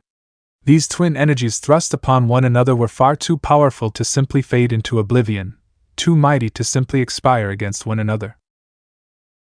It was here, leagues away from any form of civilization, that a once-in-a-lifetime miracle occurred. Each combatant had thrown their all into their final assault, flung the entirety of their beings at one another in a desperate attempt to end their struggle. A true vampire and dark elf, each possessed of near-omnipotent power. Neither had given it any thought since their parting. Perhaps had they known what their foolishness would unleash about to birth, they would have been more careful in unleashing such primal forces. For magic is a strange thing, and it does not die quietly, sometimes not at all. An ageless arc that defies logic, shatters the shackles of sense. Like chakra, it knows not the bounds of reality nor those of time, and does not trifle fools. At length, something happened. Something incredible. A miracle. Instead of consuming one another or dying in a blinding blaze of brilliance, the writhing energies finally gave up on their battle and chose the path of least resistance. They began to merge, fuse, unite, become one. The seething storm of power inexplicably shot down through the clouds to crash through the trees, shrinking and diminished all the while before eventually coming to rest against the foliage below. Nestling into the tall grass with a quiet rush of air, the teeming membrane continued to contract, gradually assuming a new shape entirely. Were one present, they would witness something spectacular. In place of the writhing energies lay a new entity. A little girl. An ethereal beauty in every sense of the word, she seemed almost perfect to the unwitting eye. Truly a superior creature, her tiny frame sheathed in bits of leaf and twigs that somehow seemed entirely too little for her petite form. Hair the color of the palest snow framed a cherubic face from which half-lidded eyes stained a strange red-blue but not quite violet shone. The lone flaw, should one dare demean it as such, was the tiny fang peeking over her lower lip, a clear sign of what she was. For a fleeting moment she lay there in her impromptu cocoon, sleepily stirring as though from slumber. Pale eyes the color of violet skies turned upward, regarding the faint horizon in confusion. She knew not who or what she was, possessed by only the basest of memories. Flashes of sight and sound, a woman with red eyes and a pale countenance, a man with stark blue eyes and wild golden hair. An intrinsic bond linked her to them, and she immediately felt drawn to them both. Her childlike mind didn't understand much beyond that, but it was enough, and she immediately made her own rationalizations. The red-eyed woman was Mama. The blue-eyed elf, Papa. Turning her head, she sniffed once, scenting the air for any sign of them. For a lack of anything better to do, she turned toward its source. Then she started walking east. Meanwhile, Naruto felt his patience slipping. With each passing hour that the sun dipped lower and lower in the sky, so too did his temper rise. Soon it would be evening, and still, the villagers showed no signs of leaving their post. The air was rich with the scent of upturned earth and freshly picked flowers, salty with tears. Quietly, he cursed his new body and the enhanced senses that came with it. Even here at a distance, he could perfectly hear their wails and lamentations, the sound of children sobbing, and those of the loved ones mourning those they'd lost. They still hadn't left the graves. Of course, it was their right to mourn. He just wished he didn't have to see it firsthand. To be reminded of his failure and the counterattack that would surely arrive. The idea of waiting for the enemy to come to them was beginning to prove tiresome, and he found his mind beginning to wander. For all his efforts, people had died here, today. He hadn't been fast enough, hadn't been strong enough. Oddly enough, this thought didn't bother him as much as it should. Was it a side effect of coming to this world? Were his emotions gradually diminishing? No, that wasn't quite right. Carefully considering his own feelings, he found that they hadn't changed. Rather, he still cared for his death and all those in his kingdom in equal measure. It was when he considered the village of Karn that his emotions grew more muddled. It wasn't that he particularly disliked the townsfolk, on the contrary. He pitied them, their weakness. They didn't know how to defend themselves, so it was only right that they would look to them for guidance. But at some point between now and then, he had come to view them not as simple NPCs, but something he wanted to safeguard and protect. As if they were cute little animals. Disturbed by this thought, his mismatched gaze swept towards a nearby tree and the one standing beneath it. Ainz gown. The lich caught his gaze and inclined his head ever so slightly, the faceless facade of his mask reflecting nothing of the emotions within. Once more, Naruto found himself struck with a faint sense of unease. He'd agreed to work with him on a whim, but that didn't mean he trusted the lich, much less the armored woman with him. She hadn't spoken so much as a word since they'd entered the village proper. Worse, she and his death kept shooting ugly looks at one another, silently itching to renew their battle. He wasn't sure he'd be able to stop them both if they chose to take up arms again. Too much blood had been shed for them to bury the hatchet without a fight. They stood over an abyss, and he knew the slightest nudge would send them plummeting over the edge. If the latter hadn't wandered off, he was almost certain they would have come to blows. Still, Ainz had been nothing if not courteous thus far, and Naruto found himself obliged to do the same. He'd even gone so far as to give Enri a pair of goblin horns to protect herself from further threats. And yet, despite all his kindness, Naruto couldn't help but wonder if he had some ulterior motive for being here. Arriving just as the village came under attack, his timing was uncanny to say the least. The possibility that he might actually be a player from Yggdrasil wasn't something he could discount, but if he was up to something, what could it be? Surely he couldn't be. Ah, darling! Drawn from his brooding by the sound of a familiar voice, Naruto raised his gaze and found himself quietly chuffed to see that his death had finally returned from her short-lived absence. In fact, she seemed to be making a beeline for him across the town square, heedless of the strange looks her presence drew. Naruto nearly laughed, despite himself. Here was someone he actually understood and knew how to deal with, none of these vague concepts about reality and the way this world worked. Cut and dry, simple and clean. In the short time that he'd come to know her, he'd realized she could be exceptionally blunt. There was no need to try and mince words with this one. That suited him just fine. It's been a few hours, he asked, pushing himself upright from his sitting position. Where did you go? The massive, frozen boar strung over her back was all the answer he needed. I was hunting for our dinner, she informed him with a merry grin, depositing her hard-won prize and a bushel of branches at his feet. As you forbid me from cutting down that impudent whore for insulting you, I was forced to find other outlets of stress relief. Her cutting gaze seemed to stray past him for a moment, alighting on Obito's stoic form with hateful intensity. The armored woman returned the glower 1,000-fold, a hand tightening around the haft of her axe, and Naruto coughed quietly to hide a shudder. Stress relief, eh? Well, as long as you don't go on a rampage. Within short order they perched themselves upon a small log and had a fire of sorts going. Thus, they settled in to enjoy a short-lived meal. The meat itself proved exquisite once properly cooked, a pleasant distraction from the mournful goings-on of the village. It also gave him time to reflect on his next course of action.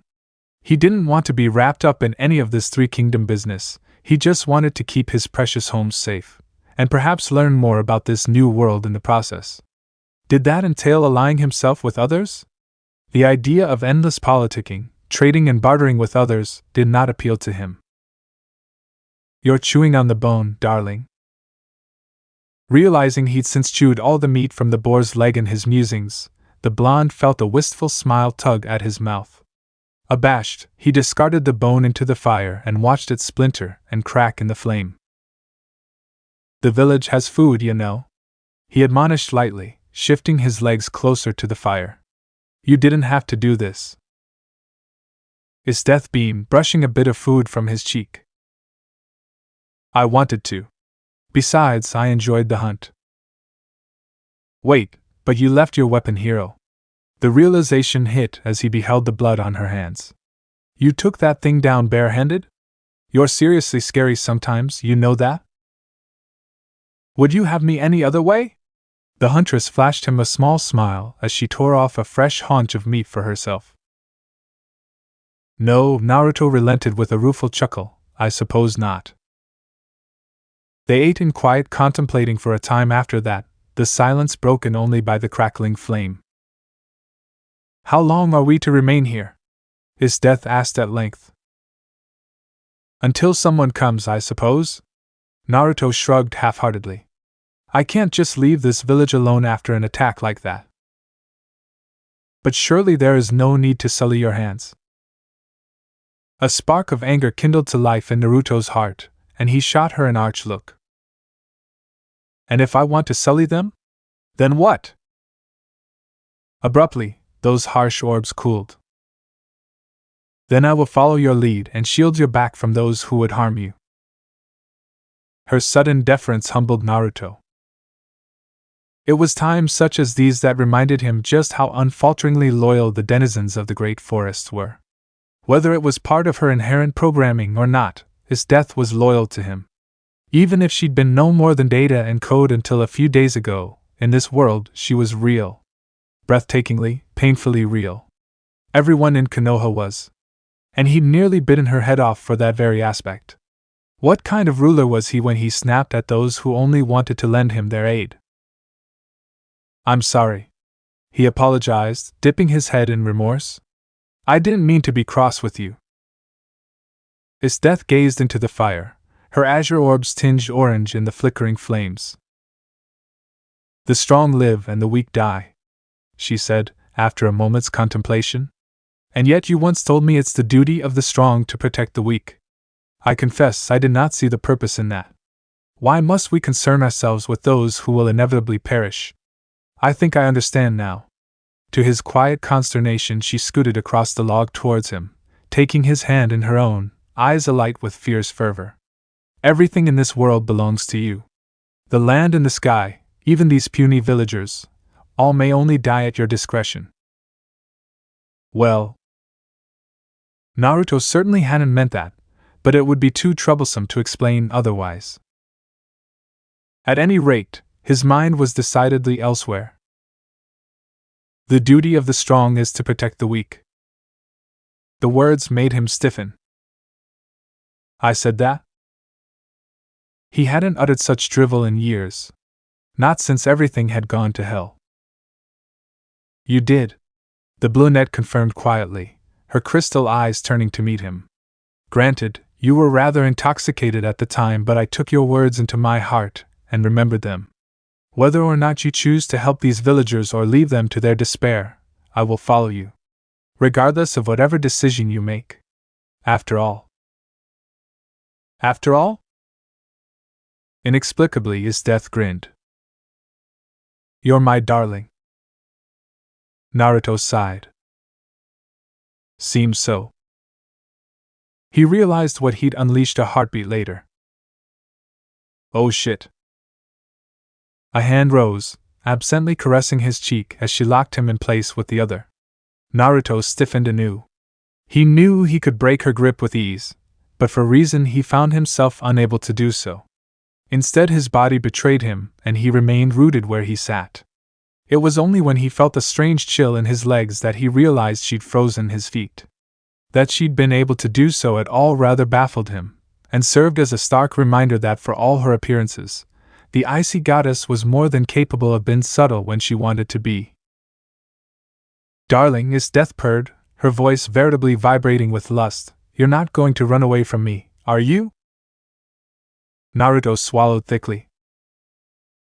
Oh, what's with that look? The silence proved telling. Her kiss was sudden and fierce, her mouth pressing roughly against his with cold desire, and nearly undid him right then and there. His hands twitched, longing to reach up and hold her. Mastering himself with an effort, the whiskered elf pulled away. Okay, that's enough. Is death, no, he warned, then repeated the warning, recognizing the glazed look in her eyes. No. No. Now is not the time for this. There are people here. Is death, don't you dare. I'm sorry, I can't quite seem to hear you. No jumping my bones. In the end, she scarcely managed to steal another kiss before he finally broke free of his icy shackles and bolted to his feet. Then, before she could try and snatch him away again, he made a beeline for Ainz and Obito in the vain hope that Estetha's dislike for the latter would cool the flames of her desire.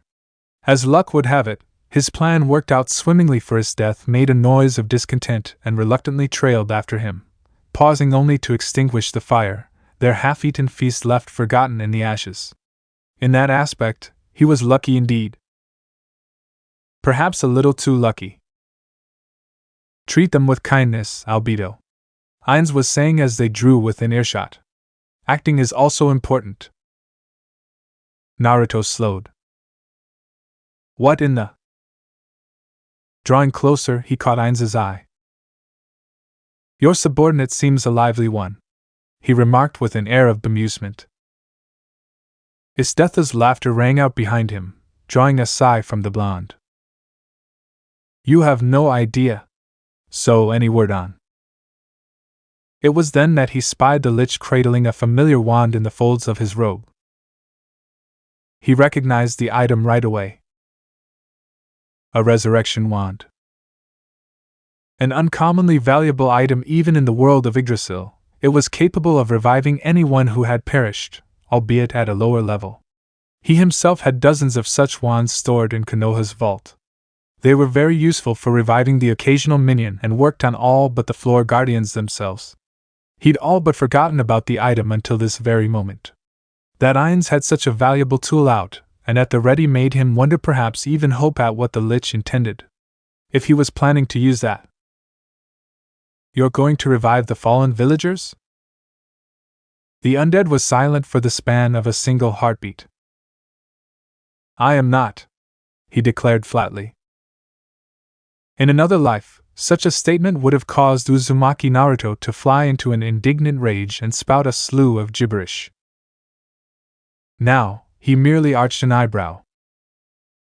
That worried him. What? Why?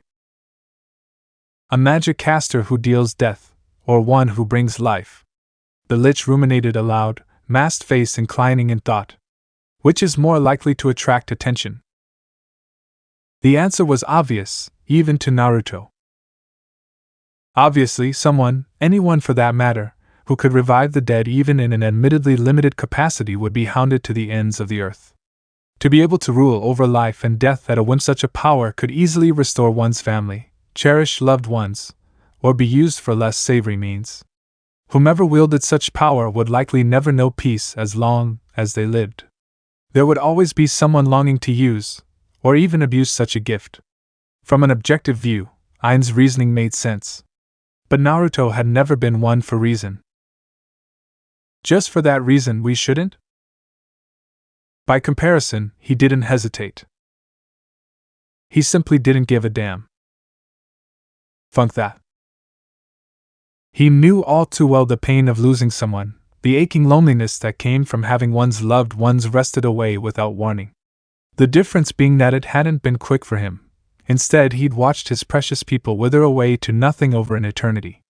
He had time to adjust to that, no matter how much it might have warped him. Enri and Nemethy's girls hadn't had that opportunity.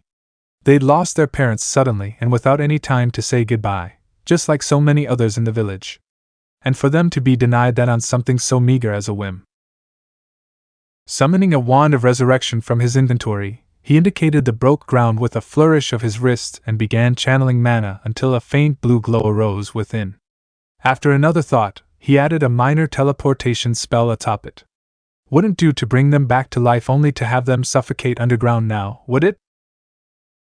You may regret doing that. Ainz's voice rose in quiet warning over his shoulder. Naruto glowered back at the lich, refusing to be swayed from his course. Maybe, but it's not my way to turn my back on innocence. Arrowing towards the graves, he uttered. Revive! With that declaration, he cast the die that would ultimately seal his fate.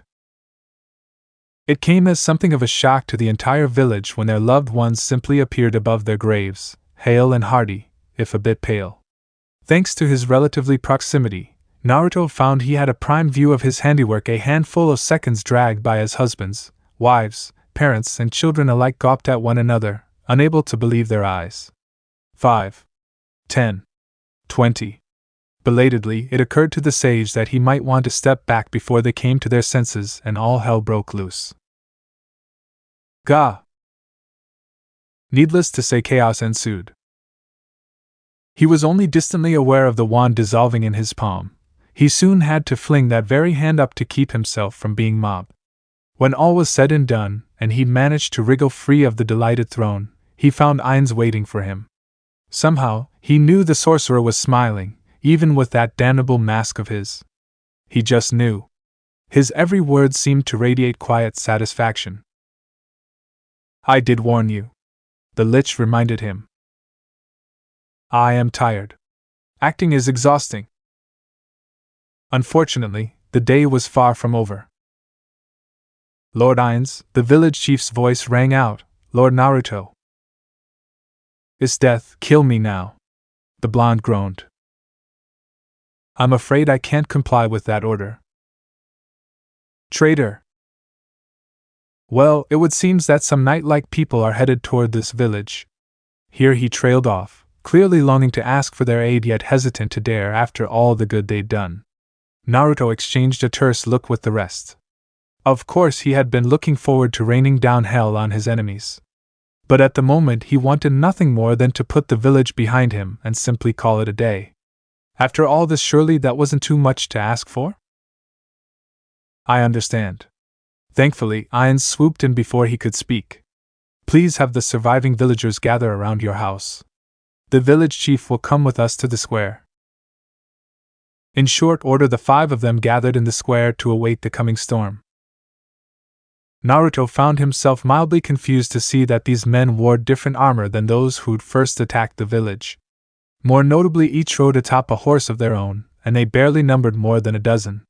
Their leader was a great bear of a man in red and silver armor, his bearded visage the picture of stoic concern. Reining his horse to a halt before them, that slate-gray gaze cut down at them. I am the chief royal warrior of the Riestei's kingdom, Gaze F. Stranov. He began by way of introduction, his voice deep, words firm.